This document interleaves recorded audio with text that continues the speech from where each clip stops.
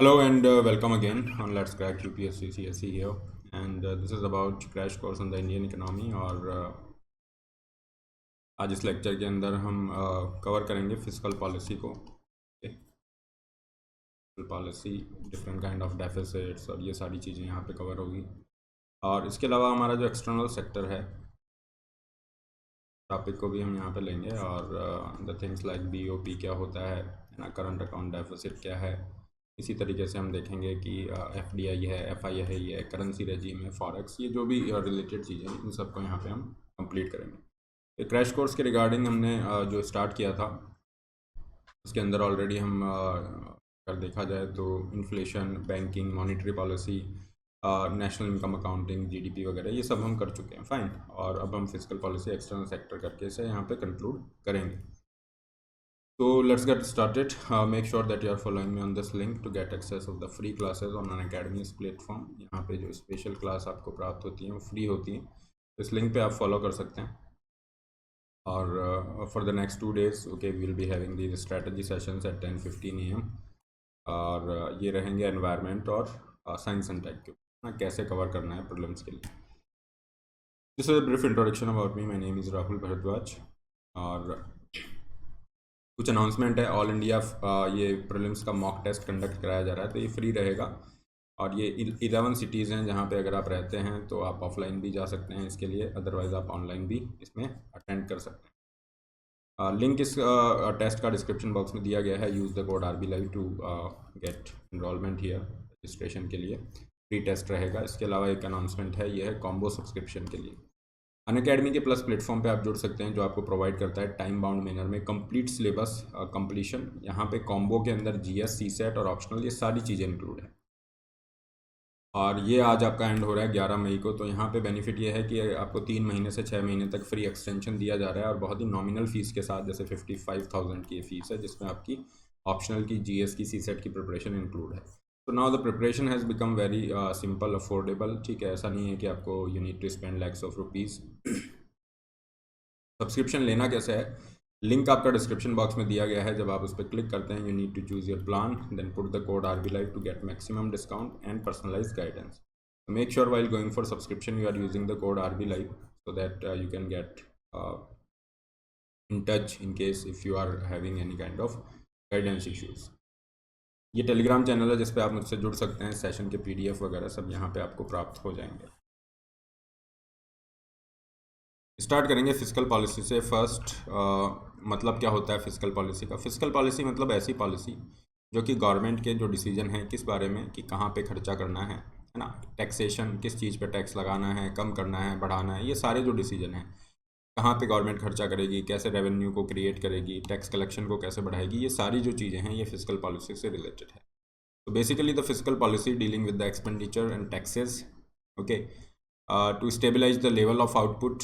Economy के अंदर जो अप्स एंड डाउन्स हैं उनको डील करने के लिए फिस्कल पॉलिसी यहाँ प्रयास करती है। जैसे हमने कोरोना के दौर में देखा कि रिसेशन से इंडिया गुजर रहा था। रिसेशन का क्या मतलब होता है, आपका जो GDP है, टेक्निकल सेंस में अगर रिसेशन की बात करें तो हमारा GDP का मतलब होता है टोटल आउटपुट। जो भी टोटल आउटपुट है उसकी मॉनेटरी वैल्यू GDP कहलाती है। तो अगर GDP फॉर कॉन्जिक्यूटिव 2 क्वार्टर्स, इन्हीं भी 2 क्वार्टर्स के लिए, मतलब लगातार 6 महीने के लिए अगर GDP ग्रोथ माइनस में है तो उसे हम रिसेशन का नाम देते हैं। कोविड-19 के दौरान हमने देखा कि फाइनेंशियल ईयर 2021 में India experience this recession because for the financial year 2021 for consecutive 2 quarters, specially Q1 and Q2, India's GDP growth was in negative territory. That's why India witness the recession. अब recession यहाँ पे आया तो GDP growth rate तो negative है ही, total output तो कम जा ही रहा है। तो हम देखेंगे कि यहाँ पे आउटपुट कम है तो कंपनियाँ जो है प्रोडक्शन कम कर रही हैं। ठीक है, क्यों? क्योंकि यहाँ पे डिमांड इसकी कम है चीज़ों की। और जब प्रोडक्शन कम कर रही है, जॉब्स कम क्रिएट हो रहे हैं, तो लोगों के इनकम लेवल कम है। इनकम अगर कम रहेगी तो उनकी तरफ से स्पेंडिंग भी कम रहेगी, और अगर ये स्पेंडिंग कम रहेगी तो ये डिमांड को और नीचे खींचेगा। जैसे डिमांड और नीचे जाएगी, कंपनियां प्रोडक्शन को और कम करेगी, क्योंकि चीज़ें जो वो बना रही हैं, गुड्स एंड सर्विसेज वो जो प्रोवाइड करा रही हैं, उसको खरीदने वाला कोई नहीं है। तो ये होता है एक तरह का विशियस साइकिल, है ना, जहाँ पे आप ट्रैप हो गए हैं। तो in this case government will try to stabilise the economy, government will try to counter this recessionary cycle in this case government will increase the spending. ये जो है यहाँ पे गवर्नमेंट ऐड करेगी, क्या करेगी, अपनी तरफ से खर्चा करेगी। Because during recession the private players do not have sufficient capital to invest, households are also struggling। तो उनकी तरफ से स्पेंडिंग वाला पार्ट कम है। that's why government will rope in and will increase the spending। that's why ultimately it will increase the demand। Demand बढ़ेगी तो production बढ़ेगा और फिर एक वर्चुअस साइकिल की तरफ हम मूव करेंगे। ये इसका मतलब होता है, इस तरीके से वर्क करती है। और ये रिसेशन के कॉन्टेक्स्ट में मैंने जो आपको एग्जांपल देके बताया है स्पेंडिंग इंक्रीज कर रही है। ये क्या कर रही है, जो साइकिल है रिसेशन का, ये जो साइकिल है रिसेशन का जो साइकिल है, इसको काउंटर कर रही है, मतलब इसको ब्रेक कर रही है। So this kind of policy will be known as the counter cyclical fiscal policy. इसे याद रखिएगा, इसको लास्ट ईयर का जो इकोनॉमिक सर्वे है वहाँ पे बहुत बार इस वर्ड को यूज़ किया गया है। This is important not only from the perspective of prelims but also from the mains perspective. Next आते हैं गवर्नमेंट बजट के माध्यम से क्या क्या फंक्शंस अपने पूरे करती है। बजट के अंदर गवर्नमेंट अपना एक तरह का अनाउंसमेंट करती है, कहाँ पे हम खर्चा करेंगे। मान लीजिए 100 रुपये गवर्नमेंट अनाउंस करती है, हम 100 रुपये इन XYZ सेक्टर पे खर्चा करेंगे। अब गवर्नमेंट बताएगी कि खर्चा करेंगे तो ये पैसा आएगा कहाँ से। तो जो भी एक्सपेंडिचर और रिसिप्ट का लेखा जोखा है वो बजट में होता है, जिसे एनुअल फाइनेंशियल डॉक्यूमेंट भी कहा जाता है। बजट के माध्यम से गवर्नमेंट प्रोवाइड करती है पब्लिक गुड्स जैसा आप देखेंगे इंफ्रास्ट्रक्चर और ये सब हो गया, हेल्थ फैसिलिटीज़, एजुकेशन, ये सोशल इंफ्रास्ट्रक्चर में है। वी हैव रोड, एयरपोर्ट, ये सारी चीज़ें प्रोवाइड करी जाती हैं। Public goods in the sense, public good का मतलब होता है कि जहाँ पे कोई पर्टिकुलर पेमेंट देने की ज़रूरत नहीं है ना, कि अगर आप उसको अफोर्ड कर सकते हो तो ही आप उस सर्विस को या गुड्स को ले सकते हो। यहाँ पे गवर्नमेंट क्या करती है, एक तरह से उस कॉस्ट को खुद बियर करती है ताकि सभी लोग उसको एक्सेस कर सकें। टैक्स जो गवर्नमेंट लगाती है उसके माध्यम से ये सारी सर्विसेज या पब्लिक गुड्स गवर्नमेंट प्रोवाइड कराती है। डिस्ट्रीब्यूशन और redistribution of the income in this head government will definitely try to ensure welfare objectives. Welfare objective में क्या होगा, जैसे गवर्नमेंट क्या करती है, टैक्स लगाती है। टैक्स से जो पैसा आ रहा है गवर्नमेंट उसको वेलफेयर स्कीम्स के माध्यम से, प्रोग्राम्स के माध्यम से, जो वल्नरेबल सेक्शन है, जो ज़रूरतमंद सेक्शन है, जैसे BPL है या जो पुअर पीपल हैं, उनके लिए कुछ योजनाएं बनाएगी। जैसे कुछ एग्जांपल है प्रधानमंत्री, चाहे हम जनधन योजना की बात करें जो कि फाइनेंशियल इंक्लूजन कर रही है, okay. National food security act के अंतर्गत जो TDPS है, टारगेटेड पब्लिक डिस्ट्रीब्यूशन सिस्टम, जिसमें फूड ग्रेन्स अवेलेबल कराए जा रहे हैं बहुत ही हैवी सब्सिडाइज प्राइस के ऊपर, ये इसका एग्जांपल हो गया, है ना। आवास योजना, प्रधानमंत्री Awas Yojana is also there, इसमें अफोर्डेबल हाउसिंग अवेलेबल कराई जा रही है। तो ये सारी स्कीम्स के माध्यम से गवर्नमेंट क्या करती है, इनकम का रीडिस्ट्रीब्यूशन कर रही है, इनइक्वालिटी को कम करने का प्रयास करती है। As far as this stabilization function is concerned, we have already discussed this stabilization, जो मैंने अभी आपको एग्जांपल दिया था, कौन सा, counter cyclical fiscal policy. This example will fit into this stabilisation function. जब इकोनॉमी नीचे जा रही है तो गवर्नमेंट यहाँ पे स्टेबलाइज इसको कर रही है।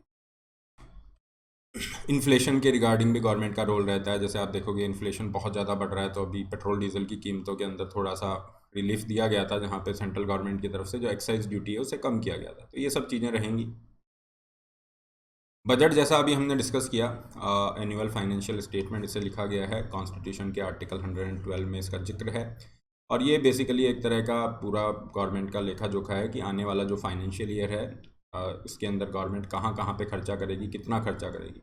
Let us assume government says कि हम जो है 100 रुपये खर्चा करेंगे, इन हेड्स पे इतना इतना खर्चा होगा, है ना, जितने भी आइटम्स हैं इतना इतना खर्चा होगा। अब गवर्नमेंट ये भी बताएगी कि उस खर्चे के लिए 100 रुपये हम लाएंगे कहाँ से, कहाँ कहाँ से हमारे पास ये पैसा आएगा। So this is basically a kind of incoming and outgoing. Incoming part कितना है वो रिसिप्ट के माध्यम से पता चलेगा कितना पैसा आ रहा है, आउटगोइंग के अंदर एक्सपेंडिचर के माध्यम से बताएंगे कहाँ कहाँ पे पैसा खर्चा हो रहा है। As far as this budget is concerned, we divide this budget into two parts. First, we have revenue budget and capital budget. As we have discussed earlier, fine, that this revenue budget or any kind of budget comprises of two parts. So first will be this receipt. So in case of revenue budget, we have revenue receipts and expenditure. So in case of revenue budget, we have revenue expenditure. Similarly, this capital budget again will comprises of two parts. है ना। इसमें हो जाएगा capital receipt and capital expenditure, ठीक है। अब कैसे question पूछे जाते हैं, आपको पूछा जाएगा कि अच्छा गवर्नमेंट ने अगर लोन दिया है ना, लोन दिया है किसी को, तो वो कौन से पार्ट में आएगा, ठीक है। गवर्नमेंट अगर इंटरेस्ट का पेमेंट कर रही है लोन का, तो वो कौन से पार्ट में आएगा। गवर्नमेंट टैक्स के थ्रू रेवेन्यू का कलेक्शन कर रही है, तो वो कौन सी जगह पे आएगा, वो किस में आएगा। ये सब चीज़ें पूछी जाती हैं। जनरली ये टॉपिक में प्रीलिम्स के लिए ही इंपॉर्टेंट रहता है, बट इस बार थोड़ा अलग हटके, जैसा यूपीएससी हम जानते हैं अनप्रेडिक्टेबल है, तो यही सेम क्वेश्चन पूछ लिया आपके आईएएस मेंस के एग्जामिनेशन में। मेंस 2021 में ये जीएस पेपर 3 में इन्होंने क्वेश्चन पूछ लिया है। तो प्रीलिम्स के लिए अगर आप तैयार कर रहे हैं तो डेफिनेटली आपने वो क्वेश्चन अटैम्प्ट कर लिया होगा, बहुत अच्छे मार्क्स मिल जाते हैं, क्योंकि ये न्यूमेरिकल टाइप क्वेश्चन है, स्ट्रेट फॉरवर्ड। अब देखिए, इसमें थोड़ा रटने की बजाय कॉन्सेप्ट पे हम ध्यान देते हैं। इसमें जो रेवेन्यू रिसिप्ट है, रिसिप्ट का मतलब हमने समझा था इनकमिंग पार्ट है, यहाँ पे रेवेन्यू रिसिप्ट में इनकमिंग हो रहा है, और कैपिटल रिसिप्ट में भी इनकमिंग पार्ट है, मतलब गवर्नमेंट के पास पैसा आ कहाँ से रहा है। तो रेवेन्यू रिसिप्ट में गवर्नमेंट के पास वो रिसिप्ट हैं, वो पैसा आ रहा है जो टोटली गवर्नमेंट को ही बिलोंग करता है, which totally belongs to the government, है ना। उसको कोई रिक्लेम नहीं कर सकता है, पूरा का पूरा गवर्नमेंट को ही बिलोंग कर रहा है। जैसे कि टैक्स के थ्रू जो इनकम हो रही है वो इसके अंदर आ जाएगी, क्लियर। गवर्नमेंट कोई सर्विस प्रोवाइड कर रही है, उसके लिए फीस ले रही है, वो इसमें आ जाएगी। पब्लिक सेक्टर के प्रॉफिट्स हैं, पब्लिक सेक्टर की कंपनियों के, वो इसमें आ जाएंगे। तो वो क्या है, टोटली गवर्नमेंट को बिलोंग कर रहा है, वो वापस कोई रिक्लेम नहीं कर सकता है वहाँ पे। तो ये हो गया रेवेन्यू रिसिप्ट में। दूसरी तरफ कैपिटल रिसिप्ट है, इसमें वो रिसिप्ट आएंगी, वो इनकमिंग पार्ट है, जो या तो आप पे क्या कर रहा है, गवर्नमेंट पे लायबिलिटी क्रिएट कर रहा है, एक तरह का भार, बर्डन क्रिएट कर रहा है। मान लीजिए गवर्नमेंट ने उधार ले लिया, तो वो गवर्नमेंट पे लायबिलिटी है, that will come under the capital receipt. या फिर आपके जो असेट्स है उसको रिड्यूस कर रहा है, फाइनेंशियल असेट। जैसे गवर्नमेंट ने डिसाइड किया कि हम प्राइवेटाइजेशन करेंगे, डिसइन्वेस्टमेंट कर रहे हैं, मतलब गवर्नमेंट अपना जो स्टेक है उसको कम कर रही है, हिस्सेदारी को बेच रही है, तो गवर्नमेंट के जो असेट हैं वो डाइल्यूट हो रहे हैं, तो वो सारी रिसिप्ट यहाँ पे आएंगी, ठीक है। तो रेवेन्यू बजट जैसा हमने यहाँ पे डिस्कस किया है, रेवेन्यू बजट में रेवेन्यू रिसिप्ट, एक्सपेंडिचर रहेगा, और रेवेन्यू रिसिप्ट अभी हमने डिस्कस किया, जिसको क्लेम नहीं किया जा सकता। Tax revenue, non tax revenue में आप डिवाइड कर देना, तो टैक्स से जो इनकम हो रही है वो टैक्स रेवेन्यू में आ जाएगा, रेवेन्यू रिसिप्ट का ही पार्ट है। और रेवेन्यू रिसिप्ट में टैक्स के अलावा जो इनकम हो रही है, जो टोटली गवर्नमेंट को बिलोंग करती है, वो नॉन टैक्स में आएगा। जैसे गवर्नमेंट ने किसी को लोन दिया है, तो लोन पे जो पैसा मिल रहा है इंटरेस्ट के माध्यम से, ब्याज के माध्यम से, वो यहाँ पे आएगा। किसी भी कंपनी का प्रॉफिट हो गया, गवर्नमेंट की कंपनी का, ठीक है, गवर्नमेंट की तरफ से कोई फीस चार्ज की जा रही है, फॉरेन इंस्टीट्यूशन या किसी कंट्री की तरफ से अगर ग्रांट्स दी जा रही है, ग्रांट्स अलग होती हैं। आपने उधार लिया है तो वो चुकाना पड़ेगा, ग्रांट में ऐसा नहीं है, आपकी कोई लाइबिलिटी नहीं बनती है, आपको ग्रांट मिल गया, that's all, this is one way traffic. तो ये सब चीज़ें किस में आती हैं, ये सब चीज़ें रेवेन्यू रिसिप्ट का पार्ट है। तो अगर आप यहाँ पे देखेंगे, ये जो रिसिप्ट करके लिखा हुआ है, इसमें रेवेन्यू रिसिप्ट, कैपिटल रिसिप्ट दोनों अलग है। ये रेवेन्यू रिसिप्ट आ रही है लगभग 22 लाख करोड़ रुपए, ठीक है, और कैपिटल रिसिप्ट 17,40,000 करोड़ है, तो ये लगभग 39.4 लाख करोड़ रुपीज़ का बजट हमारे पास है, इस साल का बजट। खैर ये आपको रटने की ज़रूरत नहीं है, यू डोंट नीड टू मक अप दिस फैक्ट्स हियर, बस कॉन्सेप्ट आप ध्यान रखिए। अब हम आते हैं रेवेन्यू बजट में, दो कंपोनेंट थे रेवेन्यू बजट में, वी हैव रेवेन्यू रिसिप्ट और रेवेन्यू एक्सपेंडिचर। रेवेन्यू रिसिप्ट तो अभी हमने किया है, अब एक्सपेंडिचर में क्या आएगा, ऐसा खर्चा जिससे कोई कैपिटल असेट का क्रिएशन नहीं हो रहा है, या कोई भी असेट क्रिएशन नहीं हो रहा है ना, उसके लिए जो खर्चा किया जा रहा है। अब गवर्नमेंट क्या करती है, अपने डे टू डे एडमिनिस्ट्रेशन को रन करने के लिए, है ना, एम्प्लॉयज़ को सैलरी दे रही है, पेंशन दे रही है, डिफेंस पे खर्चा है, सब्सिडी दी जाती है काफ़ी प्रकार की, चाहे फूड हो, फर्टिलाइजर पे सब्सिडी हो, ठीक है। गवर्नमेंट ने जो उधार ले रखा है उन पे इंटरेस्ट का जो है पेमेंट करना होता है। तो ये सारे खर्चे जिनसे कोई असेट क्रिएशन नहीं हो रहा है, असेट क्रिएशन कब होता है, जब गवर्नमेंट खर्चा करती है, मान लीजिए कोई रोड बन रही है, इंफ्रास्ट्रक्चर बन रहा है, कहीं पे कोई ज़मीन खरीदी है, समथिंग लाइक दिस, ठीक है। तो ये सारे खर्चे किस में आएंगे, रेवेन्यू एक्सपेंडिचर में। फाइन, जनरली इसको कंजम्पशन एक्सपेंडिचर भी कहते हैं, क्योंकि इन जनरल क्या होता है, यहाँ पे असेट क्रिएशन नहीं होता है, एक्सेप्ट फ्यू इंस्टांसेस जहाँ पे स्टेट को जो है पैसा दिया गया है, ठीक है ना, स्टेट को ग्रांट्स दी जा रही हैं, और वहाँ पे उसका उपयोग स्टेट की तरफ से किया जा रहा है एसेट क्रिएशन, उसके अलावा नहीं होता है। तो ये सब रेवेन्यू एक्सपेंडिचर में आएंगे। इसी तरह से सेकंड जो पार्ट है कैपिटल बजट का, this budget comprises of two part, first is the revenue budget and we have this capital budget। तो capital budget में भी capital receipt रहेंगी और capital expenditure रहेगा। capital receipt as we have discussed earlier that capital receipt will comprises of the part which basically, these are the receipt which basically either creating the liability और reducing the financial assets. Liability create मतलब आपके ऊपर भार create हो गया, तो government अगर बोरो करती है, उधार लेती है, तो वो ऐसा तो है नहीं गवर्नमेंट को ही बिलोंग कर रहा है, कभी ना कभी उधार चुकाना पड़ेगा ना। So this is basically kind of liability, that's why this will come under the head of capital receipt. Similarly we have this dilution of shareholding with the help of disinvestment, privatization in whatever manner, जहाँ पे government अपने stake को dilute कर रही है, अपनी हिस्सेदारी को बेच रही है, तो आपका क्या हो गया, फाइनेंशियल जो असेट है उसमें रिडक्शन हो रहा है। तो ये दो केसेस बनते हैं, वो आपके कैपिटल रिसिप्ट के अंदर आते हैं। यहाँ से जो पैसे आएंगे वो कैपिटल रिसिप्ट में आएंगे। तो क्या क्या आ रहे हैं, गवर्नमेंट लोन लेती है, बोरो करती है कहीं से भी, चाहे विद इन इंडिया ले रही है, आरबीआई से ले रही है, कहीं से भी ले रही है, या बाहर से विदेशों से, किसी कंट्री से, इंटरनेशनल ऑर्गेनाइजेशन, कहीं से भी लोन ले रही है, वो इसमें आएगा। Why? Because it is creating the liability. Similarly we have this provident fund, small saving deposit. ये क्या है, गवर्नमेंट पे लायबिलिटी ही है, लोगों के जो पैसे यहाँ पे जमा हैं, क्योंकि अल्टीमेटली लोगों को वापस करना है वो पैसा। तो this is a kind of liability, again this will comprises of this will come under the head of capital receipt. Financial asset reduction के अंदर आप क्या करोगे, जैसे मान लीजिए गवर्नमेंट की कोई भी पब्लिक सेक्टर की कंपनी है, उसमें गवर्नमेंट डिसइन्वेस्टमेंट करती है, अपनी हिस्सेदारी बेच देती है, लेट अस अज्यूम 10% हिस्सेदारी बेचती है, उससे जो पैसा आया वो इसमें आएगा, क्योंकि आपके शेयर वहाँ पे शेयर होल्डिंग कम हो गई है।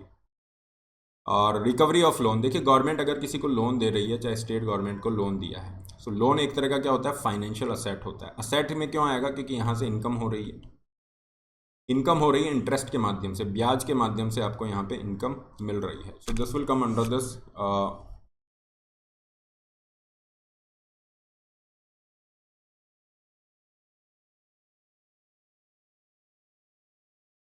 लोन थिंक, है ना, ये इसके अंदर आपका आ जाएगा। लोन की जो रिकवरी आप कर रहे हो, रिकवरी ऑफ लोन, लोन देने की बात नहीं कर रहे हैं हम, लोन की रिकवरी की बात कर रहे हैं। लोन देंगे वो तो कैपिटल आपके एक्सपेंडिचर में आएगा, क्यों, क्योंकि लोन एक तरह का क्या हो गया, असेट क्रिएशन हो गया। तो आपने लोन दिया, उस पर जो पैसा खर्चा हुआ है, that will come under the capital expenditure, क्यों, क्योंकि वो तो असेट बन गया। लेकिन यहाँ पे आपका असेट डाइल्यूट हो गया ना, जैसे ही आपने लोन को रिकवर किया, तो आपको जो इनकम मिल रही थी इंटरेस्ट के माध्यम से, वो नहीं मिलेगा। That's why this will come under the head of capital receipt. Capital expenditure में वो आपके एक्सपेंडिचर, वो खर्चे हैं जिससे फिजिकल या फिर फाइनेंशियल असेट बन रहे हैं। फिजिकल असेट में क्या होगा, कोई लैंड परचेज कर लिया है आपने, ठीक है, कोई बिल्डिंग परचेज की है, कोई मशीनरी परचेज की है, शेयर्स में इन्वेस्टमेंट है, ये सब इसमें आएंगे। और रिडक्शन इन फाइनेंशियल लायबिलिटी, वो भी इसके अंदर आ जाएगा आपका, ठीक है।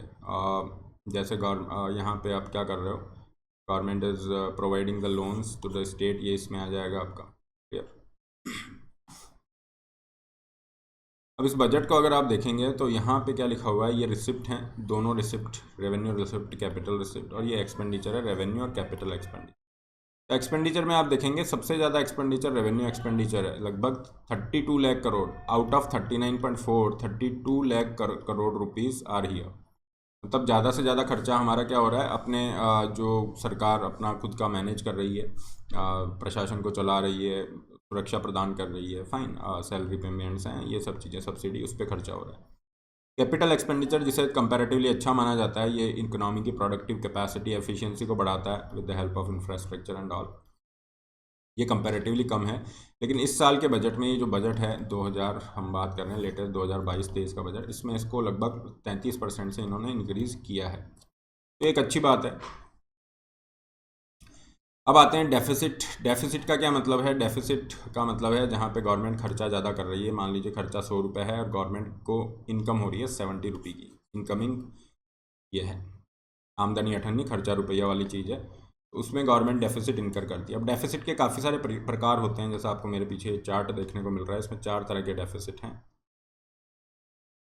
I think this is not visible, ठीक है, कोई दिक्कत नहीं है, मैं आपको कॉन्सेप्ट यहाँ पे बता देता हूँ। जैसे मान लीजिए अभी हमने ये सब डिस्कस किया रिसिप्ट और एक्सपेंडिचर के बारे में, तो गवर्नमेंट यहाँ पे डिसाइड करती है कि हम जो खर्चा है, टोटल एक्सपेंडिचर है, ये कितना कर रहे हैं, 100 रुपये कर रहे हैं, और हमें जो है रिसिप्ट कितनी प्राप्त हो रही है, 70 रुपये। ये 70 रुपये कौन सी रिसिप्ट है, non debt creating, non debt creating receipt हैं, जिसके माध्यम से कोई आपके ऊपर उधारी यहाँ पे क्रिएट नहीं हो रही है ना, वो वाली रिसिप्ट यहाँ पे आएंगी। तो अब यहाँ पे गवर्नमेंट को 30 रुपये की कमी पड़ रही है, तो गवर्नमेंट ये 30 रुपये क्या करेगी, बोरो कर लेगी। तो बोरो किया, ये क्या हो गया, ये डेट हो गया। ये उधार हो गया, ये डेट हो गया, फाइन। तो दिस इज द थिंग किया, यही है टोटल। ये क्या हो गई, 30 रुपये क्या हो गई, टोटल बोरोइंग रिक्वायरमेंट हो गई, गवर्नमेंट की टोटल बोरोइंग रिक्वायरमेंट हो गई। तो इसी टोटल बोरोइंग रिक्वायरमेंट को हम फिस्कल डेफिसिट के नाम से जानते हैं। ये फिस्कल डेफिसिट कोरोना के टाइम पे ज़्यादा था, क्योंकि कोरोना के टाइम पे आपकी जो इनकम लेवल्स हैं गवर्नमेंट के, स्पेशली जो टैक्स रेवेन्यूज़ है उसमें काफ़ी तेज़ी से गिरावट आई, लेकिन खर्चा वहाँ पे ज़्यादा बढ़ा था। इस वजह से आप देखोगे जीडीपी के परसेंटेज के रूप में ये 9.2% पहुँच गया। लास्ट ईयर हमारा 6.9% रहा, और इस साल के बजट के लिए गवर्नमेंट कितना कर रही है टारगेट, 6.4% ऑफ जीडीपी। ये थोड़ा याद रख लेना बस, फिस्कल डेफिसिट के कॉन्टेक्स्ट में ये परसेंटेज वाइज थोड़ा याद रखना। तो ये हो गया fiscal deficit, this is the fiscal deficit. इसको सिंपल भाषा में लिखें, total borrowing requirement.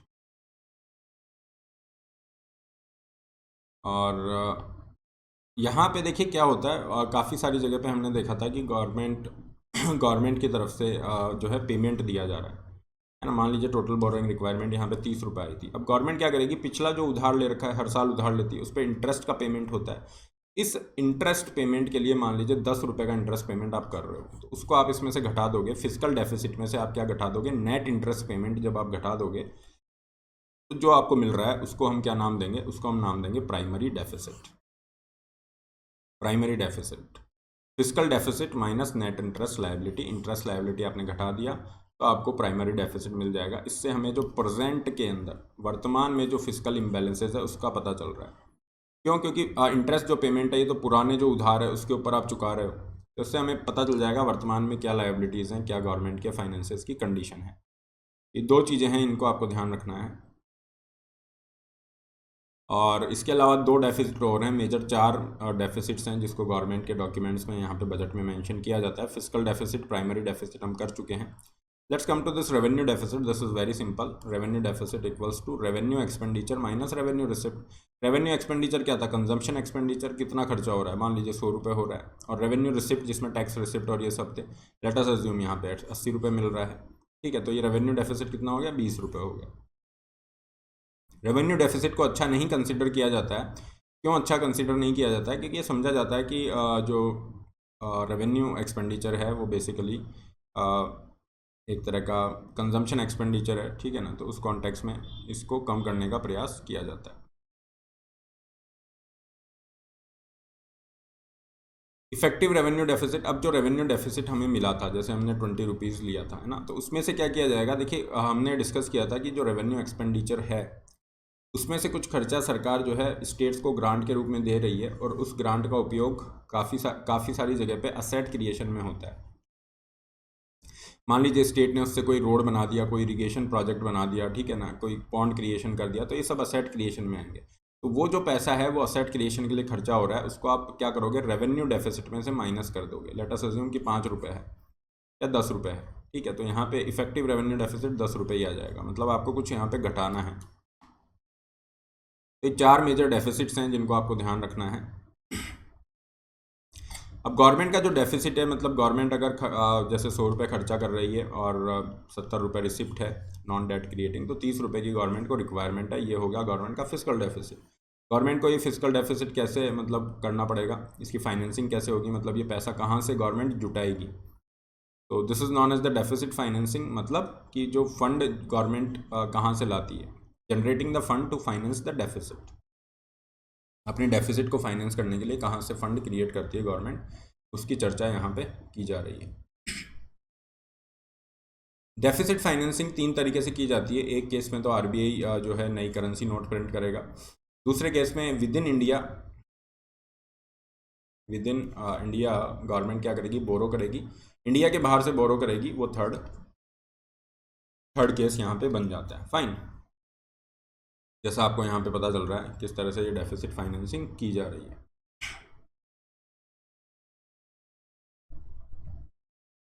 Monetise deficit की यहाँ पे चर्चा करते हैं। और मोनेटाइज डेफिसिट का वो पार्ट है जो आरबीआई यहाँ पे सपोर्ट कर रहा है, ठीक है।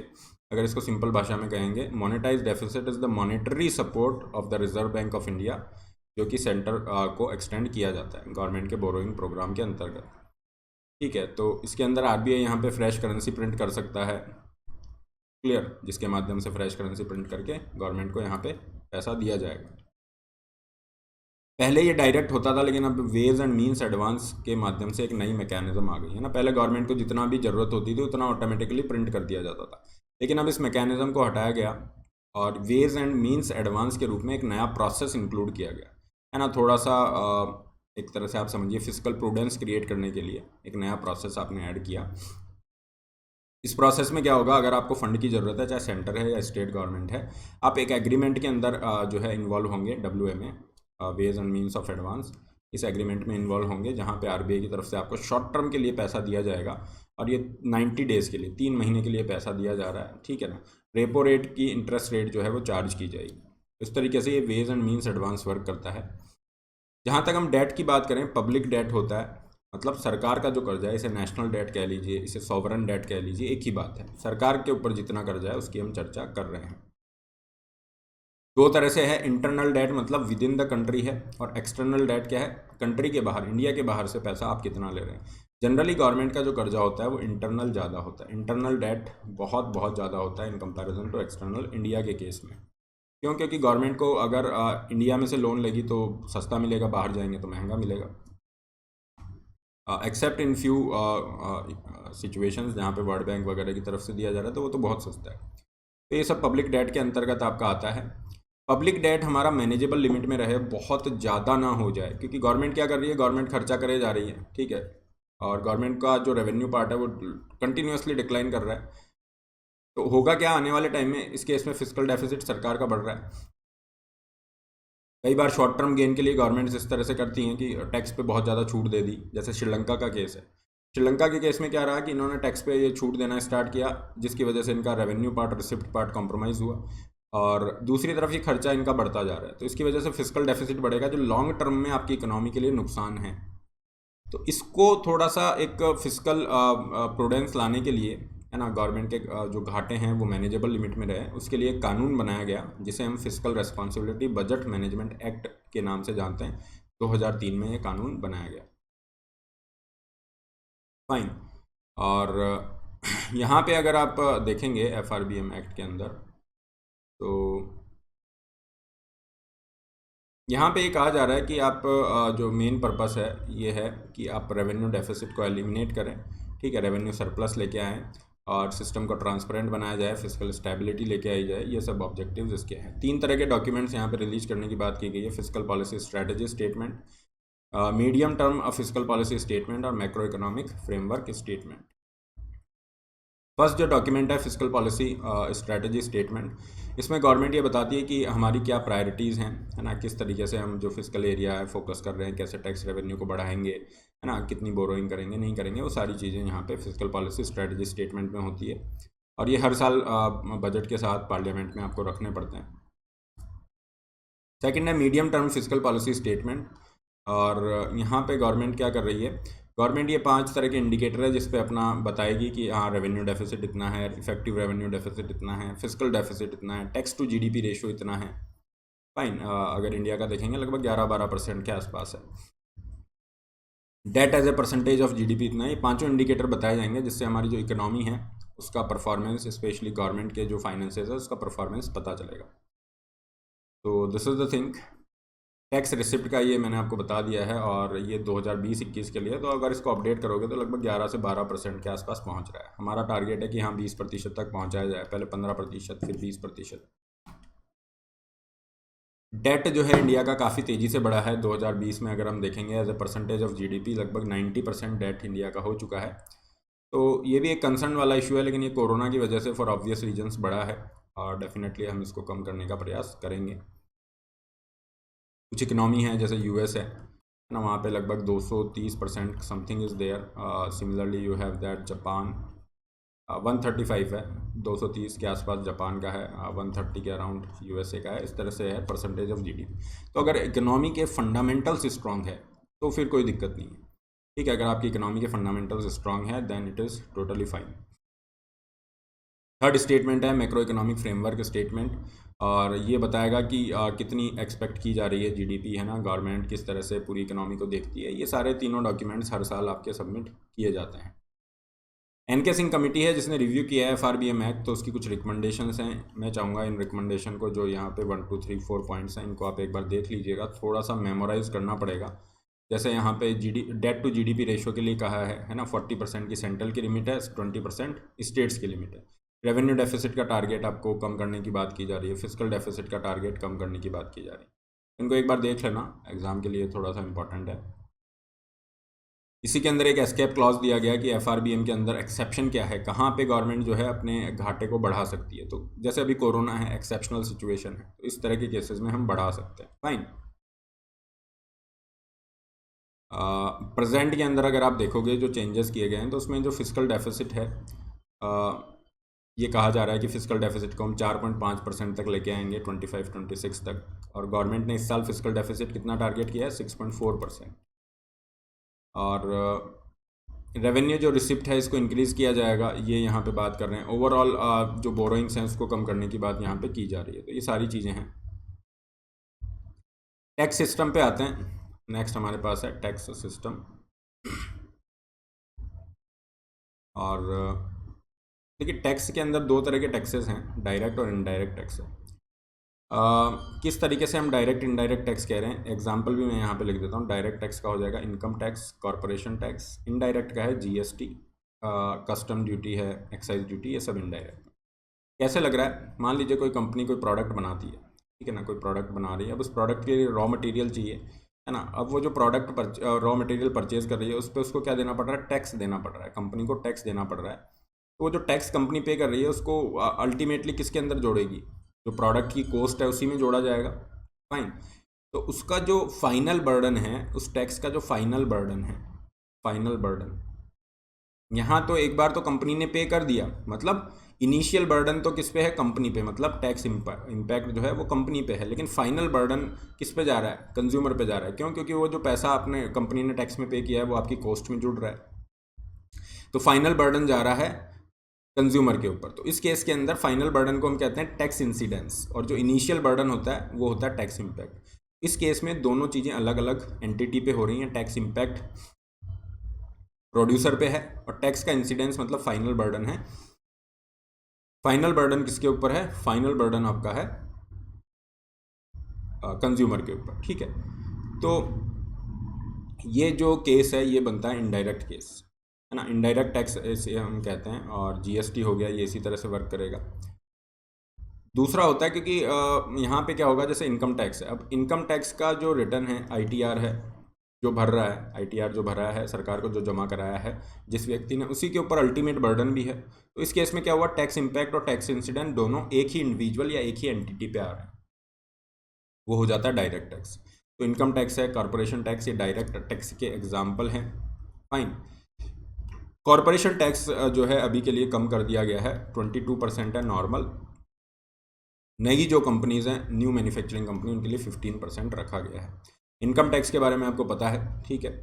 और यहाँ पे अगर देखेंगे कि गवर्नमेंट के पास जो रिसिप्ट है ना, हमने पढ़ा था ना अभी, रिसिप्ट जो है रेवेन्यू रिसिप्ट, कैपिटल रिसिप्ट, तो दोनों रिसिप्ट अगर हम इंक्लूड करते हैं तो हम मानते हैं कि गवर्नमेंट के पास अगर 100 रुपये आ रहे हैं, तो 100 रुपये में से डायरेक्ट टैक्स जो है, जिसमें इनकम टैक्स है, कॉरपोरेशन टैक्स है, इसके माध्यम से कितने आ रहे हैं, 35 रुपीज़, 35% यहाँ से कलेक्शन हो रहा है। बाकी जो इनडायरेक्ट टैक्सेस हैं, जैसे कस्टम ड्यूटी हो गया, है ना, यूनियन एक्साइज हो गया, जो उत्पादन शुल्क लग रहा है, जीएसटी वगैरह है, इन तीनों को अगर आप मिलाओगे यहाँ पे तो 29% हो रहा है, ठीक है। कितना हो रहा है ये, वी हैव दैट 11, हाँ 29% ये यहाँ पे हो रहा है। तो इन दोनों को मिलाएंगे तो ये कितना बन जाएगा, ये टैक्स रेवेन्यू बन जाएगा, ठीक है ना, 64%। तो मतलब 100 में से 64 रुपये आपके टैक्स लगाने से गवर्नमेंट को मिल रहे हैं। और आप यहाँ पे देखोगे गवर्नमेंट बोरो कितना कर रही है, तो आपने देखा ये 20 रुपये गवर्नमेंट ने बोरो किया है, तो 20% बोरोइंग हो गई। इस तरीके से ये रिसिप्ट का लेखा जोखा है। हालांकि ये पिछले बजट का है, just to make you aware कि किस तरीके से चीज़ें वर्क करती। इनडायरेक्ट टैक्स हम समझ चुके हैं। इनडायरेक्ट टैक्स में क्या है, टैक्स का जो इम्पैक्ट है और इंसिडेंस है। टैक्स इम्पैक्ट मतलब इनिशियल बर्डन, और इंसिडेंस मतलब फाइनल बर्डन, ये अलग अलग एंटिटी पे होगा। तो ये इनडायरेक्ट टैक्स के एग्जांपल है जिसमें जीएसटी हमें पढ़ना है, एग्जाम के पॉइंट ऑफ व्यू से बहुत इंपॉर्टेंट है। ठीक है, इस पे आते हैं। लेकिन डायरेक्ट टैक्स के अंदर और कुछ एग्जांपल है, जैसे एग्जाम के पॉइंट ऑफ व्यू से एक तो मिनिमम अल्टरनेटिव टैक्स इंपॉर्टेंट रहा है, और एक डिजिटल टैक्स आपके लिए इंपॉर्टेंट। डिजिटल टैक्स जिसे गूगल टैक्स वगैरह कहा जाता है, इक्वलाइजेशन लेवी, वो दोनों भी पढ़ेंगे। तो पहले डायरेक्ट टैक्स में ये दो एग्जाम्पल देखते हैं, फिर जीएसटी पे आएंगे। मिनिमम अल्टरनेटिव टैक्स, जिसे स्मॉल में मैट भी लिखते हैं, ये क्या होता है? देखिए, कुछ कंपनियां होती हैं जो क्या कर रही हैं, अपने जो उनके अंदर जो भी स्टेक होल्डर हैं, उनके शेयर होल्डर्स हैं, उनको क्या करती है, बहुत अच्छा डिविडेंड देती है। क्यों? क्योंकि कंपनी कह रही है कि हमने बहुत सारा प्रॉफिट कमाया, इसलिए हम आपको ये प्रॉफिट डिस्ट्रीब्यूट करते हैं। तो कंपनी प्रॉफिट डिस्ट्रीब्यूट कर रही है। दूसरी तरफ जो कंपनी इतना प्रॉफिट डिस्ट्रीब्यूट कर रही है, वो कहती है कि इनकम टैक्स के अंदर हमारे जो है बहुत कम टैक्स पे कर रही है, या जीरो टैक्स पे कर रही है। फाइन। तो जहाँ पे मान लीजिए 10 लाख रुपए का टैक्स बनता है, या 1 करोड़ का टैक्स बनता है, वहाँ 10 लाख ही दे रही हैं, या 10 लाख का बनता है तो 1 लाख ही दे रही हैं, या नहीं के बराबर दे रही हैं। तो इस तरह की कंपनी कहलाती हैं जीरो टैक्स कंपनी। क्यों? क्योंकि कंपनियां क्या कर रही हैं, जो इनकम के ऊपर टैक्स है वो उसको इनकम टैक्स एक्ट के अंतर्गत जो है कैलकुलेट करती हैं, और अपना जो प्रॉफिट लॉस है वो कंपनी एक्ट के अंतर्गत कैलकुलेट करती हैं। तो इनकम टैक्स के अंदर काफ़ी सारे कंसेशंस दिए जाते हैं, छूट दी जाती हैं। ठीक है, काफ़ी सारे इंसेंटिव्स और ये सब प्रोवाइड किए जाते हैं इनकम टैक्स लॉ के अंतर्गत। तो उनका फ़ायदा उठा के कंपनियां अपना जो टैक्स है उसको ज़ीरो दिखाती हैं, या बहुत कम दिखाती हैं। इस समस्या को डील करने के लिए एक टैक्स यहाँ पे इंट्रोड्यूस किया गया इन द फाइनेंशियल ईयर 88-89। हालांकि इसको हटाया गया, फिर वापस इंट्रोड्यूस किया गया, लेकिन ये जो टैक्स था ये इसी तरह की समस्या को डील करने के लिए था, जहाँ पे जो जीरो टैक्स कंपनीज हैं वो टैक्स अपना जो है नहीं मतलब देने वाली जो समस्या है उससे वो निजात पा सके, है ना। तो ये मिनिमम अल्टरनेटिव टैक्स लाया गया। इसमें क्या कहा गया कि ये 15% आपका ऐड किया जाएगा ऑन बुक प्रॉफिट। आपका जो प्रॉफिट आपने बुक कर लिया उसके ऊपर 15% लगेगा, हमें मतलब नहीं है ये जो कंसेशन वगैरह है इनसे। तो इस तरीके से जो जीरो टैक्स कंपनीज जो टैक्स के अंदर अपना मतलब टैक्स बचा जाती थी, गवर्नमेंट का जो टैक्स होता था वो नहीं देती थी, उस केस को यहाँ पे सॉर्ट आउट किया गया मिनिमम अल्टरनेटिव टैक्स के माध्यम से। अब इसमें क्या है, मिनिमम अल्टरनेटिव टैक्स लग रहा है कॉर्पोरेट टैक्स पेयर पे, केवल और केवल कॉर्पोरेट टैक्स पेयर पे। अब जिस तरह से कंपनियां कर रही हैं उसी तरह से काफ़ी जो हाई इनकम वाले इंडिविजुअल होते हैं वो भी कई बार करते हैं। ठीक है, कुछ इंडिविजुअल्स या जो नॉन कॉर्पोरेट पर्सन है जिनकी इनकम बहुत ज़्यादा है, तो वो क्या करेंगे, अगेन जो इंसेंटिव्स है, छूट है, कंसेशन है, इनको लगा के अपनी जो टैक्सेबल इनकम है इसको बहुत कम दिखा देते हैं। अगेन वही केस हो रहा है। इस केस में क्या हो रहा है, इंडिविजुअल्स कर रहे हैं, पहले वाले केस में कंपनियां कर रही थी। ठीक है, तो यहाँ पे भी इंडिविजुअल्स इस तरीके से ना कर सकें, इसलिए एक तरह का एमएटी का ही जो मॉडिफाइड फॉर्म है उसको लागू किया गया नॉन कॉर्पोरेट पर्सन के लिए। इसे हमने कहा अल्टरनेटिव मिनिमम टैक्स, एएमटी इसको नाम दिया जाएगा। एएमटी क्या होगा, आपका एक एडजस्टेड जो इनकम लेवल है उसके ऊपर डजन मैटर कि आपको क्या मिलता है क्या नहीं मिल रहा है, ठीक है ना, मतलब आपके क्या डिडक्शन है क्या है, कोई फ़र्क नहीं पड़ रहा, आपको फ्लैट 18.5% यहाँ पे टैक्स देना है। ठीक है, ये ध्यान रखिएगा। डिफरेंस क्या है, AMT non corporate tax payer पे है, और मैट जो है ये कंपनीज पे, कॉर्पोरेट एंटिटीज़ पे लागू हो रहा है। डिजिटल टैक्स पे आते हैं। इसका केस बड़ा इंटरेस्टिंग है। डिजिटल टैक्स का जितनी भी कंपनीज हैं, चाहे हम फेसबुक की बात करें, ठीक है ना, फेसबुक है, गूगल है, ये जो कंपनीज़ हैं, तो इंडिया के अंदर ये बिजनेस कर रही हैं। मान लीजिए यहाँ पे एडवर्टाइजमेंट दिए जा रहे हैं इंडियन कंपनीज़ के द्वारा इनके पेजेस पे और यहाँ पे, तो वहाँ से ये क्या कर रही हैं, इंडिया में बिजनेस कर रही है, इंडिया में प्रॉफिट अपना जनरेट कर रही है। तो जनरली क्या होगा, कोई भी कंपनी इंडिया में ऑपरेट करती है, यहाँ से बिजनेस करती है, तो उसको गवर्नमेंट को टैक्स देना पड़ेगा, लेकिन ये कंपनियाँ इंडिया में टैक्स पे नहीं करती। फाइन। क्यों? क्योंकि अभी जिस तरह का स्ट्रक्चर बना हुआ है वहाँ पे नॉन रेजिडेंट जो कंपनीज़ हैं विदाउट परमानेंट एस्टेब्लिशमेंट, उसके अंतर्गत ये आती हैं, तो ये यहाँ पे टैक्स पे करने से बच जाती हैं। तो गवर्नमेंट ने देखा ये तो बहुत बड़ा लूप होल है, हमें इतना सारा टैक्स मिलना चाहिए जो नहीं मिल रहा है, जो वाकई में हमारा अधिकार है, राइट है ना, स्टेट का सॉवरन राइट है। तो ये लूप होल जो था, ये जो कमी थी, इसको पूरा करने के लिए गवर्नमेंट ने 2016 के अंदर एक फाइनेंस बिल के माध्यम से एक टैक्स ऐड किया, जिसे हम कहते हैं डिजिटल टैक्स या इक्वलाइजेशन लेवी इसे कहा जाता है। तो ये एक तरह का टैक्स है जो लेवी किया जाएगा, मतलब किन पे लगाया जाएगा, non resident companies without permanent establishment जो सर्विसेज दे रही हैं। इसमें फेसबुक, गूगल, ठीक है, यू हैव दैट अमेजोन, और ये सब इसमें आना स्टार्ट होंगी। और इसको लगाया जाएगा। किस तरीके से ये काम कर रहा है, देखिए, इसके अंदर इक्वलाइजेशन लेवी या जो डिजिटल टैक्स है ये 6% की रेट से लगेगा, और मान लीजिए कोई कंपनी है इंडिया की, वो गूगल की एडवर्टाइजिंग सर्विसेज का फ़ायदा उठा रही है ना, वो ले रही है सर्विसेज, तो उसके लिए कुछ पेमेंट करती है। मान लीजिए इंडिया की ये कंपनी है, 100 रुपये का पेमेंट गूगल को कर रही है, तो गवर्नमेंट कहेगी कि यहाँ पे 6% का टैक्स लग रहा है, तो आप इसको पेमेंट कितना करिए, 94 रुपीज़ का ही करिए, बाकी 6 रुपये आपको सरकार को देने हैं, तो आप उसको पेमेंट में ही काट लीजिए अपने पास। ठीक है, ये इसमें आपको ध्यान रखना है। और थ्रेश होल्ड लिमिट ये 1 लाख रखी गई है, जो कि अगेन इसकी रेंज में लगभग सारी ही कंपनियां आ जाएंगी। फिर इसी का थोड़ा सा और इसको अपडेट किया गया, इक्विलाइजेशन लेवी 2.0। इसके अंदर सेकंड वर्जन में क्या किया, 2020 में इन्होंने ऐड किया, और क्या कहा कि जो non resident e commerce operator हैं, जैसे कि अमेजोन है ना, non resident e commerce operator, ये इनके ऊपर भी टैक्स लगेगा, ये जो सर्विसेज दे रहे हैं उस पर 2% का टैक्स लगेगा। क्लियर। और थ्रेश होल्ड लिमिट यहाँ पे 2 करोड़ रखी गई है, कि मतलब अगर आपकी एग्रीगेट पेमेंट कोई भी जो कंपनी 2 करोड़ रुपए या उससे ज़्यादा लेती है, या उसका जो यूज़र बेस है 3 लाख से ज़्यादा उसके सब्सक्राइबर हैं या यूजर्स हैं, तो उसके ऊपर ये टैक्स लागू होगा, जिसके अगेन रेंज में लगभग सारी कंपनियाँ आ जाएंगी। तो ये इनकम टैक्स के अंतर्गत बदलाव किए गए हैं डिजिटल टैक्स को लागू करने के लिए, इसलिए ये क्या आएगा, इसमें आएगा डायरेक्ट टैक्स में आएगा, डायरेक्ट टैक्स के अंतर्गत ये चीज़ें आएंगी। क्लियर है। तो हमने मैट को देखा, एएमटी देखा, और we have that digital tax, Google tax है। अब इसको, ये जो डिजिटल टैक्स जो हम पढ़ रहे हैं, इसको अलग अलग देशों में अलग अलग नाम से जानते हैं। जैसे इसे गाफा टैक्स भी कहा जाता है ना, फ्रांस में, यूरोप में गाफा टैक्स भी कहा जाता है। क्यों कह रहे हैं, G for Google, A for Apple, F for Facebook और ए फॉर अमेजोन। तो ये सब कंपनियां जो हैं इसी तरह की सर्विसेज में आ रही हैं, डिजिटल सर्विसेज दे रहे हैं, इसलिए इन पर डिजिटल टैक्स लागू होता है, इसलिए इसको गाफा टैक्स कहते हैं। ठीक है, अभी इसको हटाने के प्रयास किया जा रहा है, तो इंडिया यूएसए का भी एग्रीमेंट भी हुआ है लेटेस्ट इसके अंदर, और हो सकता है 2024 के बाद में इंडिया इसको पूरी तरह से हटा दे, अगर उसको एग्रीमेंट की चीज़ें, कंडीशंस इम्प्लीमेंट होती हैं। अब हम आते हैं इनडायरेक्ट टैक्स पे। इनडायरेक्ट टैक्स पे हमारे पास जीएसटी है, और जीएसटी जो है इसको लागू किया गया 2017 के अंदर, जुलाई 2017 में। इसके लिए जो अमेंडमेंट किया गया था कॉन्स्टिट्यूशन में, 101st अमेंडमेंट ये किया गया। अब ये क्या है, एक तरह का डेस्टिनेशन बेस्ड टैक्स है। इसका क्या मतलब हुआ, मान लीजिए ये कोई मोबाइल फ़ोन है, बन रहा है महाराष्ट्र के अंदर, मोबाइल फ़ोन बन रहा है, ठीक है, तो महाराष्ट्र का उसको टैक्स नहीं मिलेगा। जहाँ पे एंड कंज्यूमर है, जैसे पंजाब में एंड कंज्यूमर है, तो पंजाब को, उस स्टेट को इसका टैक्स का बेनिफिट होगा। ठीक है। दूसरा ये क्या है, मल्टी स्टेज टैक्स है, वैल्यू एडेड टैक्स है। इसका क्या मतलब हुआ, देखिए एक केस हम देखते हैं, जहाँ पे मान लीजिए कोई ये बर्गर बन रहा है, बर्गर है, इसका 200 रुपये प्राइस है बर्गर का, है ना। तो बर्गर के लिए आपको ये ब्रेड और ये सब चाहिए था, और हम मानते हैं कि 150 रुपीज़ ये यहाँ पे है, और इसके लिए आपको क्या चाहिए, आटा यहाँ पे चाहिए, फ्लोर, ये 100 रुपये का है ना। तो आटा या जो मैदा है उसकी कीमत 100 रुपये है, उससे फिर ब्रेड बन रही है तो उसकी कीमत 150 रुपये हो गई, फिर उससे बर्गर बनता है तो उसकी कीमत 200 रुपये हो गई। यहाँ पे टैक्स की रेट हम मान लेते हैं 10% है, टैक्स की रेट 10%। तो फर्स्ट वाले केस में क्या होगा, अगर यहाँ पे 10% टैक्स लग रहा है, तो 100 रुपये पे 10% लगेगा, 10 रुपये हो गया, फिर 150 पे 10% 15 रुपये, फिर 200 पे 10% 20 रुपये।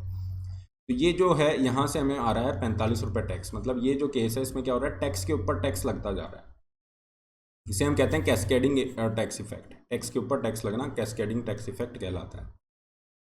ना द थिंग इज दैट कि इस समस्या को हटाने के लिए आपने क्या किया, जो वैल्यू एडिशन है केवल उसी पे टैक्स लगेगा। तो एक बार जो 100 रुपये है, इस पर जो टैक्स लगा वो 10% की रेट से 10 रुपये हो गया। सेकंड वाला केस है, इसमें 150 में से वैल्यू एडिशन कितना है, 100 रुपये का तो ये आटा ही है, तो वैल्यू एडिशन तो 50 रुपये का ही हुआ। आप क्या करोगे, 50 रुपये पे 10% का टैक्स लगाओगे, वो हो गया 5 रुपये। इसी तरह से बर्गर वाला केस है, ब्रेड से बर्गर बन रहा है, 50 रुपये का वैल्यू एडिशन है, तो आपने 50 रुपये पे 10% वैल्यू एडेड जो है, एडिशन जितना है उस पर टैक्स लग रहा है 5 रुपये का। तो इस सेकंड वाले केस में जिसमें हम वैल्यू एडिशन के ऊपर टैक्स लगा रहे हैं, ये हमारे पास आ रहा है 20 रुपये, और पहले वाले केस में टैक्स पे टैक्स था, उस पर 45 रुपये आ रहा था। तो ये एकदम एग्जाम्पल है ना, आपको समझाने के हिसाब से। तो ये क्या हो गया, एक तरह का वैल्यू एडेड टैक्स है, मल्टी स्टेज टैक्स है, हर स्टेज पे लग रहा है, इस तरीके से काम करेगा। टैक्स ऑन टैक्स वाला जो इम्पैक्ट है उसको रिड्यूस कर रहा है, तो कंज्यूमर को बेनिफिट देगा। जीएसटी कंज्यूमर के द्वारा पे किया जा रहा है, ठीक है ना। और हालांकि जो रेमिट है, मतलब जीएसटी रिटर्न फाइल करते हैं वो प्रोड्यूसर और ट्रेडर्स जो हैं वो करते हैं, तो इनडायरेक्ट ही हो गया, क्योंकि टैक्स इम्पैक्ट और इंसिडेंस अलग है। GST is applicable on the supply of the goods on the services, और मल्टीपल जो रेट्स हैं अभी आप देखोगे 5, 12 है ना, और 18 और 28% ये रेट यहाँ पे चल रहे हैं। तो ये रट्टा मारने की ज़रूरत नहीं है, स्लैब्स चेंज होती रहती है। कभी कोई प्रोडक्ट है, मान लीजिए 28% में था, उसको 18% में ले आएंगे, या 12% वाले को 18 में ले आएंगे, तो इस तरीके से। जहाँ तक इस टैक्स की बात करें, ये 3 तरह का टैक्स यहाँ पे लगता है जीएसटी में। SGST है और CGST है, सेंट्रल जीएसटी। तो कोई भी जो प्रोडक्ट है with in the state move कर रहा है ना, मतलब एक ही स्टेट में उसका मूवमेंट है, विद इन द स्टेट है, तो उसके ऊपर क्या करेगा, SGST लगेगा। मान लीजिए with in the state movement है, 100 रुपये का टैक्स बनता है, तो 50 रुपये SGST लग जाएगा और CGST सेंट्रल जीएसटी 50 रुपये लग जाएगा। इस तरह से आधा आधा ये डिवाइड कर लेंगे, ठीक है। अब क्या होता है, इंटर स्टेट मूवमेंट है। मान लीजिए एक स्टेट से दूसरे स्टेट में कोई माल जा रहा है, तो उस केस में इंटीग्रेटेड जीएसटी लगेगा। इंटीग्रेटेड जीएसटी किस पे लग रहा है, इंटर स्टेट मूवमेंट पे। या फिर कोई प्रोडक्ट इंपोर्ट किया हुआ है, इंपोर्टेड जो प्रोडक्ट है उस पर कस्टम ड्यूटी तो लगी रही है, इंपोर्ट जो टैक्स है वो तो लग ही रहा है, उसके अलावा उसके ऊपर जीएसटी भी लगेगा, तो उस पर भी इंटीग्रेटेड जीएसटी IGST लगता है, जिसको सेंट्रल गवर्नमेंट के द्वारा कलेक्ट किया जाता है। फाइन। फिर हालांकि स्टेट के अंदर जो भी है बंटवारा वगैरह वो किया जाएगा on the basis of finance commission recommendation. तो अभी ये आपका रहेगा। और जो भी जीएसटी है उसके अंदर क्या क्या चीज़ें इंक्लूड हो गई हैं, central GST to cover excise duty, service tax etcetera, state GST, VAT, luxury tax, entertainment tax, ये सब चीज़ें आपकी कवर कर रहा है, ठीक है। एग्जाम्पशन की अगर हम बात करें तो ये देखिए, कस्टम ड्यूटी तो मैंने बता दी है, कोई भी इंपोर्टेड प्रोडक्ट है उस पर कस्टम ड्यूटी तो लगी रही है, उसके अलावा IGST भी उस पर लगेगा, ये चीज़ इंपॉर्टेंट है, इसे याद रखिएगा। एग्जाम्पशन मतलब कौन कौन सी ऐसी चीज़ें हैं जो जीएसटी के दायरे से बाहर हैं। तो आपको पता है पेट्रोल है, डीजल है, ये जीएसटी के दायरे से बाहर है, इसीलिए तो चर्चा चल रही थी कि कैसे इनको लाया जाए जीएसटी की रेंज में, ताकि टैक्स कम दिया जाए। क्योंकि आज अगर आप देखोगे ऑन एन एवरेज पेट्रोल के ऊपर 50%, अगर 100 रुपये लीटर पेट्रोल है तो लगभग 50 से 55 रुपये हम क्या कर रहे हैं, टैक्स के रूप में दे रहे हैं। जिसमें ऐसा नहीं है सेंट्रल गवर्नमेंट ही टैक्स ले रही है, सेंट्रल गवर्नमेंट एक्साइज ड्यूटी लगा रही है, स्टेट गवर्नमेंट अपना वैल्यू एडेड टैक्स वैट लगा रही है, दोनों मिला के लगभग 50 से 55 है ना % तक उसकी कॉस्ट का इन्वॉल्वमेंट है। तो ये चीज़ कम हो जाएगी, तो इसलिए कहा जा रहा है कि इसको भी जीएसटी के दायरे में लाया जाए। लेकिन यहाँ पे स्टेट जो है अभी सहमत नहीं है, काफ़ी सारा रेवेन्यू यहाँ से स्टेट्स को जनरेट होता है, और फिलहाल के लिए थोड़ा मुश्किल है। और टैबेको जो प्रोडक्ट्स हैं या फिर लिकर कंजम्पशन हो रहा है, अल्कोहल जो है उसका कंजम्पशन है, उसको जीएसटी के दायरे से बाहर रखा है, स्टैम्प ड्यूटी को जीएसटी के दायरे से बाहर रखा है। Electricity is also again excluded from the GST framework. अब जीएसटी काउंसिल है, जीएसटी काउंसिल क्या है, देखिए यहाँ पे जीएसटी का इम्प्लीमेंटेशन है, इसको लागू होने में लगभग 10 साल लगे, क्योंकि बड़ा ही एक कॉम्प्लेक्स सा फ्रेमवर्क यहाँ पे था। और इसको सक्सेसफुल बनाने के लिए एक इंस्टीट्यूशनल फ्रेमवर्क की ज़रूरत थी, जहाँ पे स्टेट और सेंट्रल गवर्नमेंट कोऑपरेट कर सकें, जहाँ पे स्टेट्स को ये श्योरिटी हो जाए कि कुछ भी चेंजेस किया जाएगा हमारी मतलब सहमति के बिना नहीं किया जाएगा। तो इस प्रोसेस को सक्सेसफुल बनाने के लिए, जीएसटी के इम्प्लीमेंटेशन को सक्सेसफुल बनाने के लिए जीएसटी काउंसिल की स्थापना की गई, और इसके लिए कॉन्स्टिट्यूशन में आर्टिकल 279A के अंदर इसका उल्लेख है। तो ये कॉन्स्टिट्यूशनल बॉडी हो गई है, ये ध्यान रखिएगा। अब कुछ भी चेंज होता है जीएसटी के अंदर, अगर कुछ भी चेंज करना है, कोई प्रोडक्ट के ऊपर 5% जीएसटी लगेगा कि 18% लगेगा, या कोई नई स्लैब ऐड करनी है, anything which is related to the GST, that will be done with the permission of the GST council only. GST council की जो चेयरपर्सन है, ये याद रखिए, फाइनेंस मिनिस्टर यहाँ पे होती हैं। इसके अंदर 33 मेंबर्स हैं, तो 31 जो हैं स्टेट्स और यूनियन टेरेटरीज यहाँ पे रिप्रेजेंट कर रहे हैं। स्टेट्स के अंदर जो भी उनके मिनिस्टर ऑफ स्टेट हैं, फाइनेंस के चार्ज हैं, या कोई भी नॉमिनेटेड मेंबर है वो यहाँ पे रहेगा। और सेंट्रल गवर्नमेंट की तरफ से यूनियन फाइनेंस मिनिस्टर और union minister of states of finance, है ना, ये 2 मेंबर यहाँ पे रहेंगे। ई वे बिल भी इसी का पार्ट है। ई वे बिल के अंदर क्या होगा, देखिए कोई भी अगर प्रोडक्ट है ना, एक स्टेट से दूसरे स्टेट में जा रहा है, और उस प्रोडक्ट की, गुड की जो है, वस्तुओं की वैल्यू या वस्तु की वैल्यू 50,000 से ज़्यादा है, तो आपको इलेक्ट्रॉनिक बिल लेना होगा, है ना, पहले से उसकी ये बिलिंग करानी होगी, ताकि जब आप बॉर्डर क्रॉस कर रहे हो वहाँ पे आपका ये ई वे बिल चेक किया जाएगा। तो इससे क्या हो गया, थोड़ी ट्रांसपेरेंसी आ गई, टैक्स इवेजन जो है वो कम हो गया, टैक्स की चोरी थी वगैरह। आप प्रोडक्ट के मूवमेंट को ट्रैक कर सकते हो, टैक्स की चोरी को रोक सकते हो। तो ये e way bill is one of the major reform, जहाँ से आप देखोगे जीएसटी के जो कलेक्शन है बहुत अच्छे जा रहे हैं। हमने देखा मतलब हाईएस्ट कलेक्शन अभी रहा है अप्रैल के अंदर 2022 में, I think 1.69 1.7 lakh crore something is there. तो this is a very good collection here. तो गवर्नमेंट यहाँ पे टैक्स इवेडर्स पे वर्क कर रही है, प्रोसेस को सिंप्लीफाई कर रही है, जिसकी वजह से जीएसटी कलेक्शंस अच्छे जा रहे हैं। जीरो रेटेड सप्लाई को अभी के लिए रहने देते हैं। नेक्स्ट आते हैं और सारी टर्म्स हैं रिलेटेड जीएसटी या फिर टैक्सेशन से रिलेटेड जो टर्म्स हैं।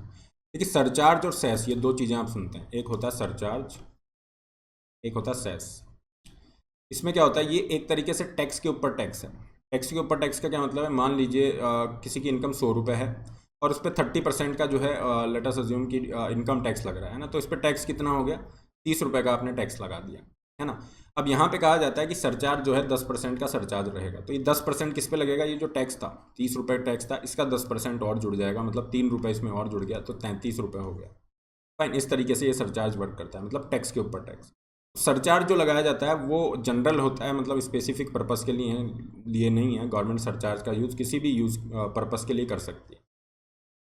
फाइन, तो ये रहता है टैक्स के ऊपर टैक्स आपका लग रहा है और किसी भी पर्पस के लिए यूज़ किया जा सकता है, लेकिन अगर पर्पस स्पेसिफिक कर दिया जाए, ये जो टैक्स पे टैक्स लगा है ये पर्पस स्पेसिफिक है, तो इसका नाम हम चेंज कर देंगे, ये हो जाएगा सेस। इसे हम क्या कहेंगे, सेस कह देंगे। पर्पस स्पेसिफिक मतलब एग्रीकल्चर सेस लग रहा है तो उसको एग्रीकल्चर के लिए ही यूज़ करोगे। एजुकेशन पे सेस लग रहा है तो एजुकेशनल सेस एजुकेशन के लिए यूज़ होगा। जैसे जीएसटी कंपनसेशन सेस लग रहा है तो ये उसी कंपनसेशन को के पर्पस के लिए ही यूज़ होगा। हेल्थ सेस है तो हेल्थ के पर्पस के लिए यूज़ होगा। वो जो पैसा है पर्पस स्पेसिफिक हो गया है, तो ये आपका सेस के केस में आएगा। और कंपनसेशन सेस की बात करें तो जीएसटी का जब इम्प्लीमेंटेशन किया गया जुलाई 2017 में, तो भारत सरकार ने कहा अगले 5 सालों तक अगर जीएसटी के इम्प्लीमेंटेशन से जिन भी स्टेट्स को नुकसान हो रहा है टैक्स का, रेवेन्यू का, तो उसकी भरपाई हम यहाँ पे करेंगे कंपनसेशन के माध्यम से। तो उसके लिए पैसा जुटाने के लिए कंपनसेशन सेस लगाया गया। टैरिफ का मतलब होता है जो भी इंपोर्ट और या एक्सपोर्ट हैं उसके ऊपर जो टैक्स लगाया जाता है ना, अपनी डोमेस्टिक इंडस्ट्री को प्रोटेक्ट करने के लिए, वो टैरिफ में आते हैं। इसका सबसे अच्छा एग्जांपल कस्टम ड्यूटी यहाँ पे है। पिगोवियन टैक्स है। पिगोवियन टैक्स का क्या मतलब है, जो नेगेटिव एक्सटर्नैलिटीज़ होती हैं, है ना। जैसे मान लीजिए कोई इंडस्ट्री है बहुत ज़्यादा पॉल्यूशन कर रही है, अब पॉल्यूशन कर रही है तो उसको अलग से कोई पेमेंट तो करना नहीं पड़ रहा।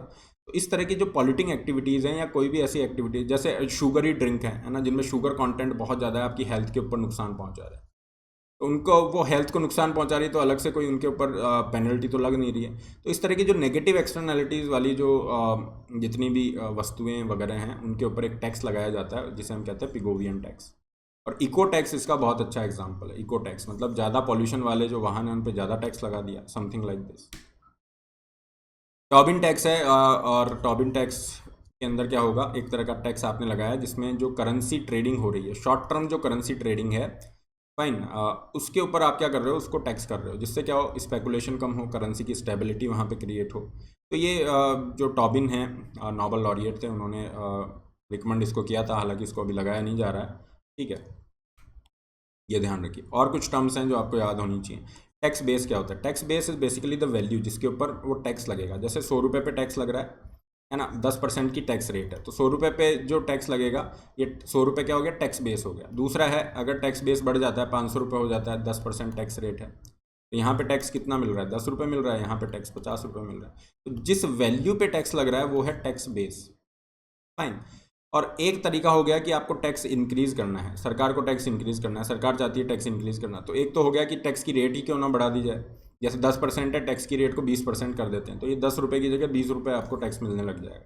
लेकिन ये अच्छा तरीका नहीं है, क्योंकि अगर आप ज़्यादा टैक्स लगाओगे तो लोग टैक्स को देने से बचेंगे, टैक्स का इवेजन होगा, चोरी होगी, और अल्टीमेटली गवर्नमेंट सफ़र करेगी, लोग भी सफ़र करेंगे।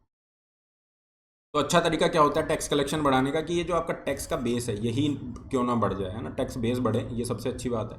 तो जब टैक्स का जो कलेक्शन है वो इंक्रीज होता है, किसकी वजह से, ये जो टैक्स का बेस है ये बढ़ रहा है उस वजह से, तो इस वाली सिचुएशन को हम एक नाम देते हैं, वो होता है टैक्स बायोंसी। टैक्स बायोंसी में क्या हो रहा है, टैक्स कलेक्शन इंक्रीज हो रहा है, क्यों इंक्रीज हो रहा है, टैक्स का बेस इंक्रीज हुआ है। टैक्स एक्सपेंडिचर, इसका मतलब होता है गवर्नमेंट क्या करती है, कुछ एरियाज़ हैं, जैसे अगर हम यहाँ पे देखते हैं, ये छत्तीसगढ़ रीजन है ना, छत्तीसगढ़ वाला रीजन है। गवर्नमेंट चाहती है यहाँ पे इंडस्ट्रीज़ आएँ, डेवलपमेंट हो, तो गवर्नमेंट कहेगी इंडस्ट्रीज़ को कि आप यहाँ पे जाके इंडस्ट्री लगाइए, आपको टैक्स बेनिफिट देंगे। मान लीजिए आपका 100 रुपये टैक्स बन रहा है ना, तो आपको 10 रुपये ही टैक्स देना पड़ेगा। तो इस तरीके से इंडस्ट्रीज़ यहाँ पे अट्रैक्ट होंगी। रीजनल डेवलपमेंट जो है उसके अंदर थोड़ी सी इक्वालिटी देखी जाएगी, बैलेंस्ड रीजनल डेवलपमेंट होगा, या और किसी भी पर्पज़ के लिए। तो यहाँ पे गवर्नमेंट को जो रेवेन्यू का नुकसान हुआ, जैसे गवर्नमेंट का 100 रुपये रेवेन्यू बन रहा था, तो यहाँ पे 90 रुपये का नुकसान हो गया, है ना, या जो रेवेन्यू गवर्नमेंट ने छोड़ा है एक तरह से, वो कह सकते हो। तो वो क्या आएगा, वो टैक्स एक्सपेंडिचर कहलाएगा। मीन्स द फोरगॉन है ना, tax expenditure refers as the revenue foregone result of exemptions and concessions. अब ये टर्म है देखने में एक जैसी लगती है लेकिन थोड़ा डिफरेंस है दोनों में। Tax avoidance is legal here और टैक्स इवेजन ये क्या है, इलीगल है, गैर कानूनी है। टैक्स इवेजन को आप कहोगे टैक्स की चोरी है, ठीक है। और टैक्स अवॉइडेंस क्या है, आप क्या करोगे, जो लूप होल्स हैं, पूरा जो सिस्टम है उसमें जो लूप होल है उसको आइडेंटिफाई करोगे और यहाँ पे जो टैक्स है उसको बचाने का प्रयास करोगे। तो ये लीगल तो है लेकिन हाँ मॉरलिटी पे आप कर सकते हो कितना मॉरल है नहीं है, ये सब चीज़। लेफर कर्व को याद रखिए और लेफर कर्व क्या बता रहा है, रिलेशनशिप बता रहा है। यहाँ पे आप देखोगे टैक्स का रेवेन्यू है, कितना पैसा आप टैक्स से कलेक्ट कर रहे हो, और नीचे की तरफ है ये टैक्स की रेट। तो जैसे जैसे रेट बढ़ाते हैं रेवेन्यू बढ़ रहा है, लेकिन एक आपका लिमिट आएगा, थ्रेशोल्ड आएगा जहाँ पे जिसके बाद अगर आप टैक्स की रेट बढ़ाते हो तो आपका रेवेन्यू कम होना स्टार्ट हो जाएगा। क्यों कम होना स्टार्ट हो जाएगा, क्योंकि अगर बहुत ज़्यादा टैक्स की रेट होगी तो लोग क्या करेंगे, टैक्स देने से बचेंगे, टैक्स की चोरी बढ़ जाएगी, तो अल्टीमेटली गवर्नमेंट का रेवेन्यू फॉल करेगा। इस रिलेशनशिप को लाफर कर्व बताता है। कैसे क्वेश्चन पूछेगा जाएगा कि अच्छा लाफर कर्व किस किस में रिलेशनशिप बता रहा है, क्या इन्फ्लेशन अनएम्प्लॉयमेंट में बता रहा है या टैक्स रेट टैक्स रेवेन्यू में बता रहा है, इस तरीके से। इन्फ्लेशन और अनएम्प्लॉयमेंट में कौन बताता है, let me know in the comment section, या फिलिप कर्व है या कौन सा कर्व होगा। नेक्स्ट हम चैप्टर में आते हैं ओपन इकोनॉमिक्स। यहाँ पे हम बात करेंगे balance of payment, BOP crisis या बीओपी क्या होते हैं, करंट अकाउंट डेफिसिट क्या होता है, ठीक है, एफडीआई एफआईआई ये सब कैसे डिफरेंट है, ये सारी चीज़ें की यहाँ पे हम चर्चा करने वाले हैं।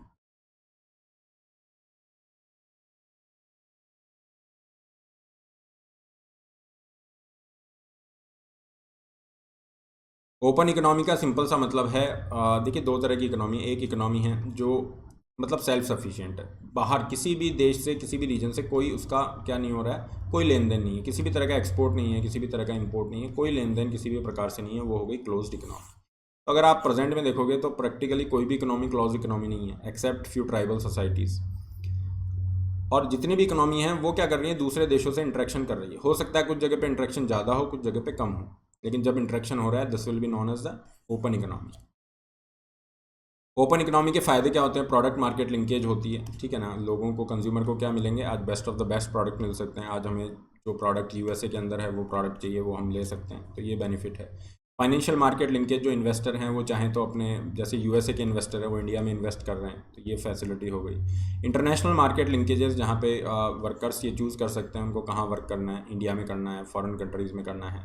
कंपनियाँ ये चूज़ कर सकती हैं कि उनको प्रोडक्शन कहाँ करना है, जैसे यूएसए की कंपनी है तो आप देखोगे चाइना के अंदर अपना प्रोडक्शन बेस बना रखा है, क्यों, क्योंकि वहाँ पे उनको कॉस्ट कम पड़ रही है, कल को हो सकता है इंडिया में वो बनाए, तो इस तरह से ये सारा बेनिफिट मिलता रहता है।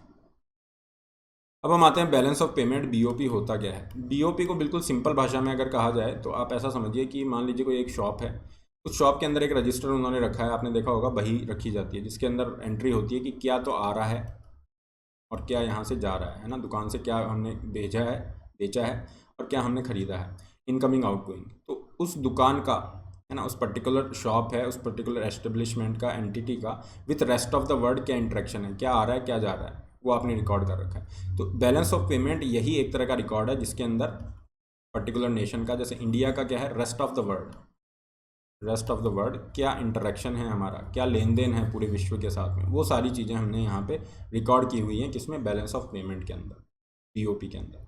अब बीओपी के भी दो अकाउंट आपके रहेंगे, there are two main accounts of the balance of payment, current account होगा और कैपिटल अकाउंट होगा। करंट अकाउंट में तीन मेजर चीज़ें हैं, गुड्स हैं, सर्विसेज हैं और ट्रांसफ़र पेमेंट है, ठीक है, वस्तुएं हैं, सेवाएं हैं और ट्रांसफ़र पेमेंट। ट्रांसफ़र पेमेंट का मतलब है वो पैसा जिसके लिए जो आपके पास आ रहा है but you do not have any liability for that. जैसे कोई एनआरआई है, इंडिया में पैसे भेज रहे हैं, रेमिटेंस हो गया, तो वो अपने घर पे पैसा भेज रहे हैं, उसके बजाय उनको कोई रिटर्न में कोई सर्विस देने की ज़रूरत नहीं है, क्लियर। तो ये ट्रांसफ़र पेमेंट हो। मान लीजिए कोई ग्रांट्स हैं, फॉरेन ग्रांट्स हैं जो दी जा रही है, तो वो हमें मिल गया, दैट्स ऑल, कोई गिफ्ट है, वो सब चीज़ें, तो ये सब चीज़ें क्या आएगी, ट्रांसफ़र पेमेंट में आएगी, ट्रांसफ़र पेमेंट्स में आएगी। तो ये तीनों मिलके करंट अकाउंट यहाँ पे बनाते हैं। करंट अकाउंट में तीन मेजर कंपोनेंट है, ट्रेड बैलेंस जो कि क्या करेगा, गुड्स के अंदर जो ट्रेड है उसको डील कर रहा है। ट्रेड बैलेंस का क्या मतलब है कि हमने कितना एक्सपोर्ट किया, कितना इंपोर्ट किया, उसका बैलेंस, फाइन। फॉर एग्जांपल अगर हम यहाँ पे इंपोर्ट ज़्यादा वैल्यू का करते हैं, जैसे इंडिया के केस में क्या होता है, हमेशा इन जनरल इंपोर्ट ज़्यादा वैल्यू का होता है और एक्सपोर्ट कम वैल्यू का होता है। तो लेट अस अज्यूम कि हमने 100 रुपये का इंपोर्ट किया है और एक्सपोर्ट 60 रुपये का किया है। तो ये क्या हो गया, यहाँ पे हमारा डेफिसिट हो गया। मतलब इंपोर्ट मतलब जितना वैल्यू का हमने ये परचेज किया है तो ये पैसा जा रहा है, तो दिस इज बेसिकली डेफिसिट। तो ये ट्रेड डेफिसिट है। अगर उल्टा होता तो सरप्लस हो जाता। यही चीज़ सर्विसेज के लिए होगी, है ना, ट्रेड इन सर्विसेज। और सर्विसेज को इनविजिबल्स भी लिखा जाता है। इनविजिबल्स इसलिए लिखते हैं क्योंकि जो कोई भी वस्तु है, मान लीजिए कोई कंप्यूटर है, कुछ भी है, तो वो जो इंटरनेशनल बॉर्डर है वो क्रॉस करता हुआ दिखेगा कि अच्छा देखो प्रोडक्ट इंडिया से बाहर जा रहा है। लेकिन सर्विस के केस में ऐसा नहीं है ना, आईटी सर्विस है, उसमें क्या ऐसा दिखेगा नहीं ना, वो इनविजिबल हो गया। उस सेंस में इनविजिबल्स इनको लिखा जाता है। ट्रांसफर पेमेंट हम डिस्कस कर चुके हैं। तो अब क्या होगा, करंट अकाउंट में ये तीनों कंपोनेंट है। मान लीजिए ट्रेड बैलेंस आ रहा है आपका, कितना हो गया, ये -40 हो गया क्योंकि डेफिसिट है।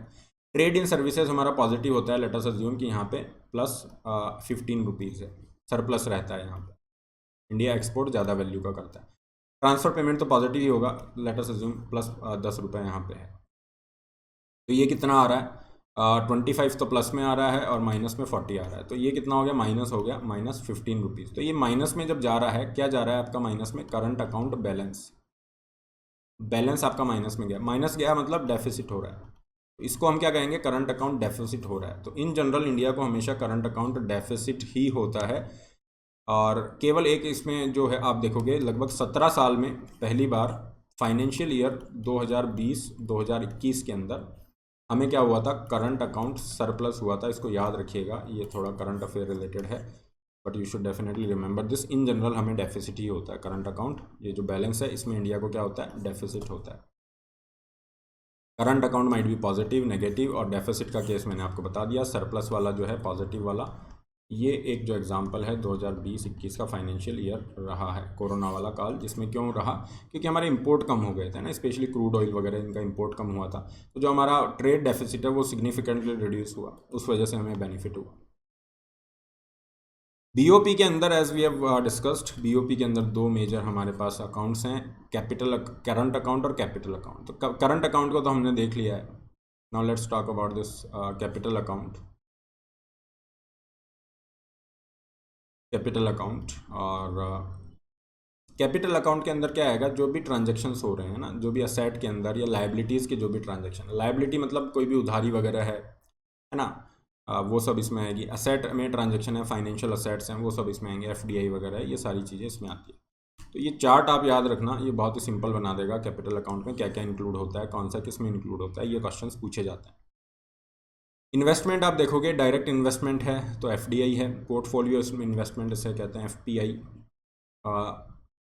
ये इसमें आ जाएगा। एफडीआई, एफपीआई ये क्या होते हैं ये हम डिस्कस करेंगे।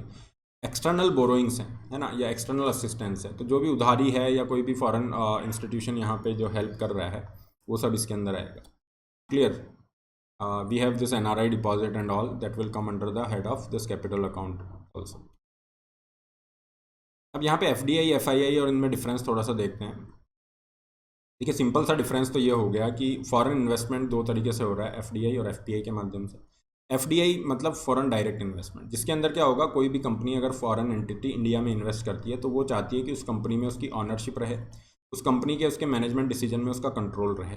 ठीक है, जैसे आपने देखा होगा फ्लिपकार्ट को परचेज़ किया वॉलमार्ट ने, क्लियर, लगभग 16 बिलियन समथिंग की डील थी। तो वहाँ पे वॉलमार्ट क्या जाएगा, अब उसका पूरा कंट्रोल, डिसीजन मेकिंग सब उसके पास है। तो इस तरह का जो इन्वेस्टमेंट होता है वो एफडीआई के अंतर्गत आता है। दूसरी तरफ होगा कि फॉरेन इन्वेस्टर्स क्या करेंगे, इंडिया के मार्केट में इन्वेस्ट करना चाह रहे हैं क्योंकि इंडिया इमर्जिंग इकोनॉमी है। तो वहाँ पे उनको ऑनरशिप कंट्रोल से मतलब नहीं है, उनको केवल प्रॉफिट से मतलब है कि अपने इन्वेस्टमेंट पे अच्छा सा प्रॉफिट मिल जाए। जैसे हम लोग शेयर में इन्वेस्ट करते हैं, वैसे फॉरेनर्स क्या करेंगे, इंडियन मार्केट में, इंडियन शेयर्स में इन्वेस्ट करेंगे। तो वो जो इन्वेस्टमेंट है उस तरह का, वो होता है पोर्टफोलियो इन्वेस्टमेंट। फाइन। और पोर्टफोलियो इन्वेस्टमेंट भी दो तरीके से होता है। एक तो हो गया एफआईआई के माध्यम से, एफआईआई मतलब फॉरेन इंस्टीट्यूशनल इन्वेस्टर के माध्यम से।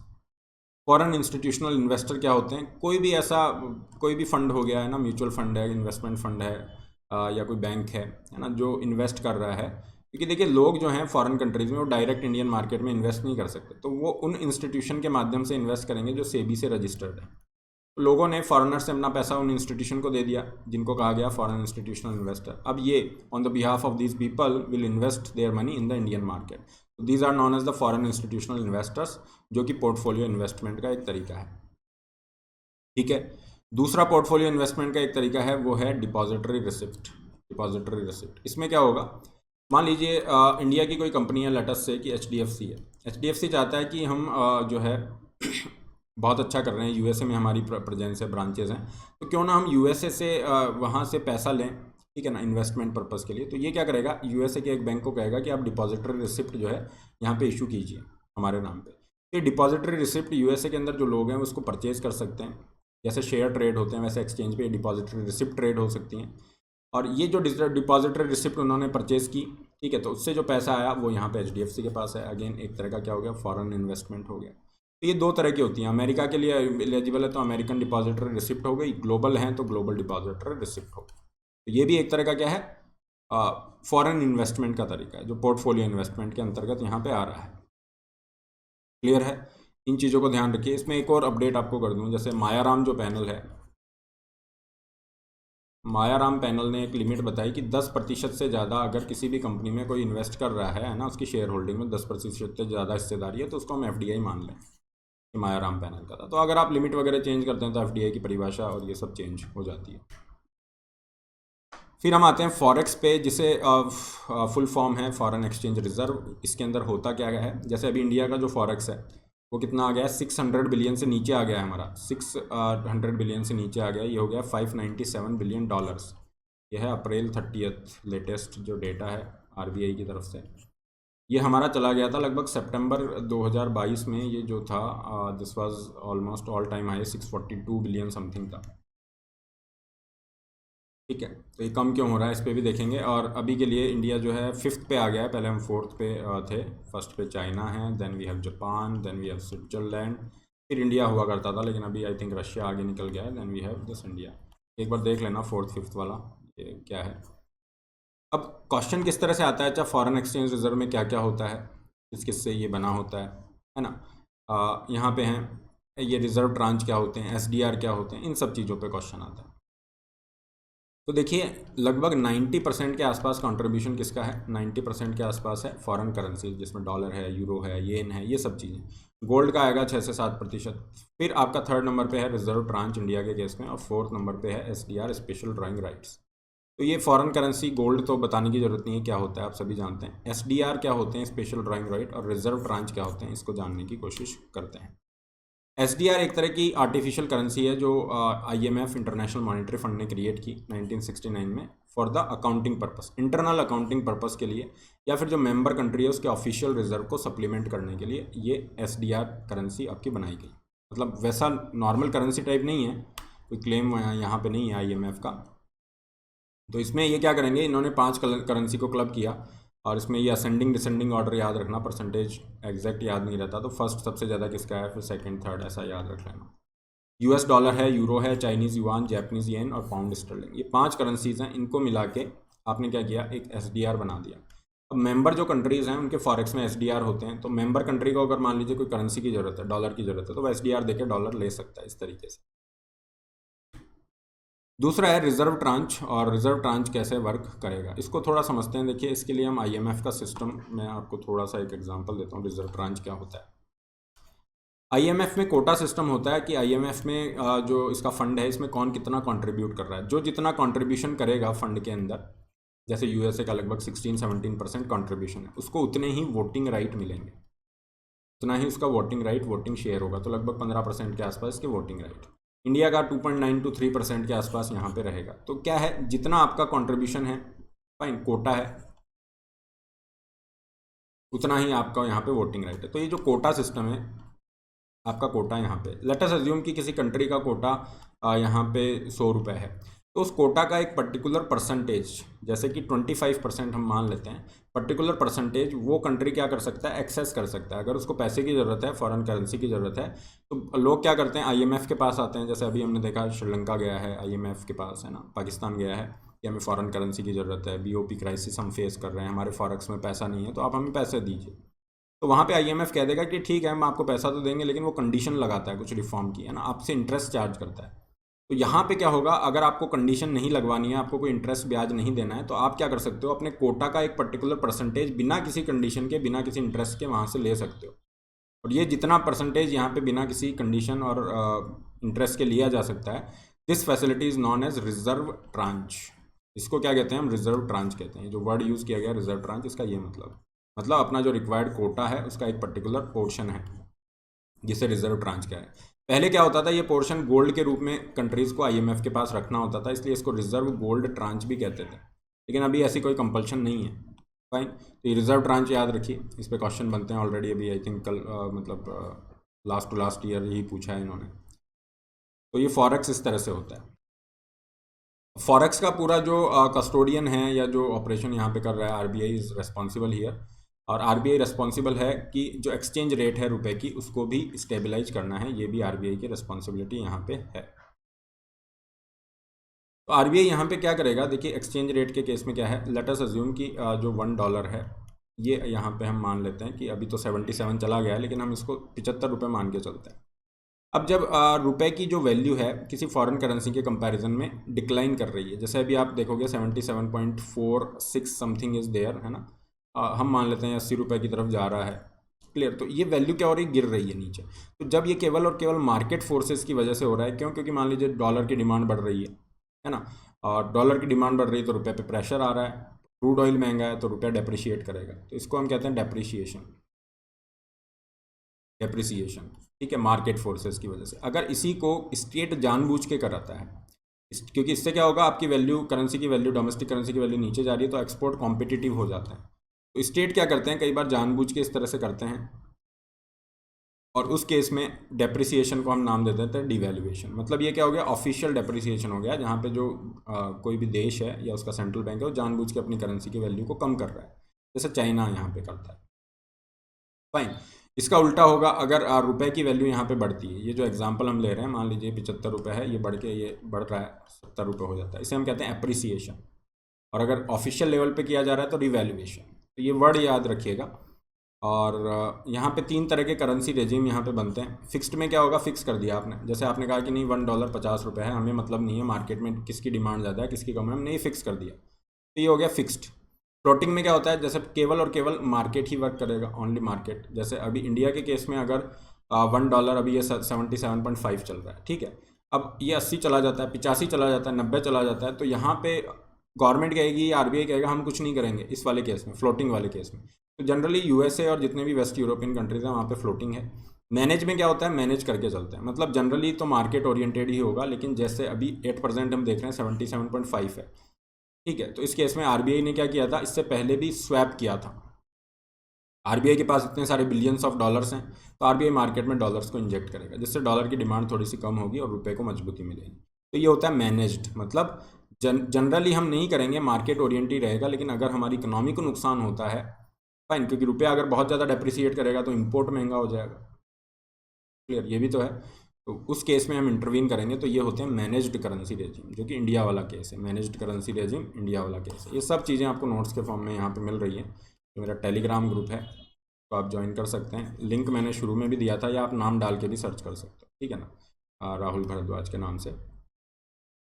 तो ये आपका रहेगा डेप्रिसिएशन, ये सब हम डिस्कस कर चुके हैं। अब होती है नॉमिनल इफेक्टिव एक्सचेंज रेट, जिसके अंदर क्या है, आपने जैसे अभी कहा लेट अस अज्यूम $1 है और ये 76 रुपीज़ है, तो ये नॉमिनल हो गया। अगर उसको इन्फ्लेशन के लिए आप क्या कर दोगे, इन्फ्लेशन एडजस्टेड कर दोगे, महंगाई के लिए एडजस्टेड कर दोगे, तो ये हो जाएगा आपका रियल इफेक्टिव एक्सचेंज रेट, जहाँ पे आपने क्या किया है, इसको इन्फ्लेशन के लिए एडजस्ट कर दिया है, क्लियर। अब एक बहुत इंटरेस्टिंग सा कॉन्सेप्ट यहाँ पे लेते हैं, परचेजिंग पावर पैरिटी का। जैसे अभी हम एग्जांपल ले रहे थे एक्सचेंज रेट का, जहाँ पे हमने देखा कि $1 जो है ये 77 रुपीज़ के बराबर है ना। प्रेजेंट में हम बात कर रहे हैं, ये मई 2022 में हमने लेक्चर रिकॉर्ड किया है, और लगभग क्या है, आज 10 तारीख है, तो आज 77.5 है रुपी। ये एग्जांपल के तौर पे भी है, ये तो वेरी करता रहता है। ये हो गया नॉर्मल, ठीक है। लेकिन अगर हम इसको परचेजिंग पावर पैरिटी पे लें तो ये कैसे होगा। परचेजिंग पावर पैरिटी का मतलब है, जैसा हम एग्जांपल लें कि मैकडोनल्ड का जो बर्गर है USA के अंदर उसकी प्राइस $1 है ना, और अज्यूम करते हैं इंडिया के अंदर उसकी प्राइस जो है 50 रुपये है, वही मैकडोनल्ड का बर्गर है, ठीक है। तो इस केस में हम क्या कहेंगे, जो दोनों करेंसी हैं ये परचेजिंग पावर पैरिटी पे हैं, कब हैं, $1 इक्वल्स टू 50 रुपीज़। तो ये परचेजिंग पावर पैरिटी, जिसे PPP कहते हैं, उसके ऊपर हो गई है करेंसी, जहाँ पे आप क्या कर रहे हैं, जहाँ पे आपने कंपैरिजन किया है economic productivity and standard of living between the countries, इसके बेसिस पे आपने करेंसी को इक्वल किया है, परचेजिंग पावर पैरिटी इसे कहा जाता है। तो जैसे मैंने आपको बर्गर का एग्जांपल दिया, इस तरह से ही क्या करते हैं, एक बास्केट ऑफ गुड्स बना लेते हैं जो बहुत ही नॉर्मली सब यूज़ करते हैं, क्लॉथ हो गया, आम यूज़ होने वाली चीज़ें, वो सारी चीज़ें इंक्लूड करके फिर उसको कंपेयर किया जाता है करेंसीज को, जिसे हम कहते हैं परचेजिंग पावर पैरिटी। और यहाँ पे अगर आप रैंकिंग देखेंगे कंट्रीज़ की, तो देखिए नॉर्मल जीडीपी के हिसाब से तो हमने देखा था, तो इंडिया अभी क्या है, 6 प्लेस पे है ना। ये डेटा हमारे पास 2020 का है, और अभी चीज़ें चेंज होती रहती हैं। इंडिया वापस से 5th पे आ जाएगा, यूके थोड़ा सा अभी हमारे से आगे है, 3.2 trillion something is there. India जो है टॉप 5 टॉप 6 के अंदर है, कहने का मतलब है टॉप 5 टॉप 6, इसको रटने की जरूरत नहीं है, बस टॉप 5 में ध्यान रखिए क्या है। तो ये तो हो गया नॉमिनल, मतलब जो एक्सचेंज रेट है, नॉर्मल एक्सचेंज रेट है उसके हिसाब से। लेकिन अगर हम करेंसी को परचेजिंग पावर पैरिटी पे लें और फिर इकोनॉमीज को कंपेयर करें, तो इंडिया क्या है, वर्ल्ड की 3rd लार्जेस्ट इकोनॉमी है परचेजिंग पावर पैरिटी के हिसाब से। चाइना फर्स्ट पे है, यूएसए सेकंड पे है, इसको ध्यान रखिएगा, ये भी एक बार पूछा हुआ है। पहले तो परचेजिंग पावर पैरिटी का कॉन्सेप्ट समझिए, फिर इसको चीज़ों को ध्यान रखिए। तो ये हमने यहाँ पे कवर किया है, इकोनॉमी का जो फंडामेंटल्स हैं बेसिक, वो सब हमने यहाँ पे कवर कर लिए हैं। फाइन।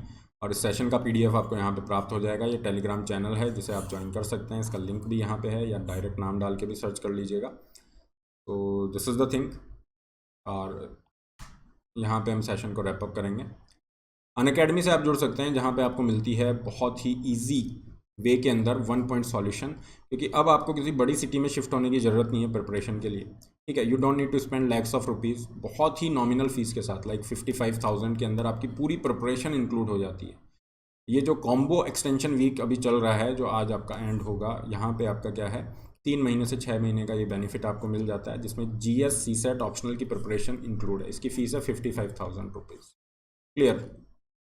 इसके लिए आप जा सकते हो। सब्सक्रिप्शन लेना कैसे है, क्या बेनिफिट है।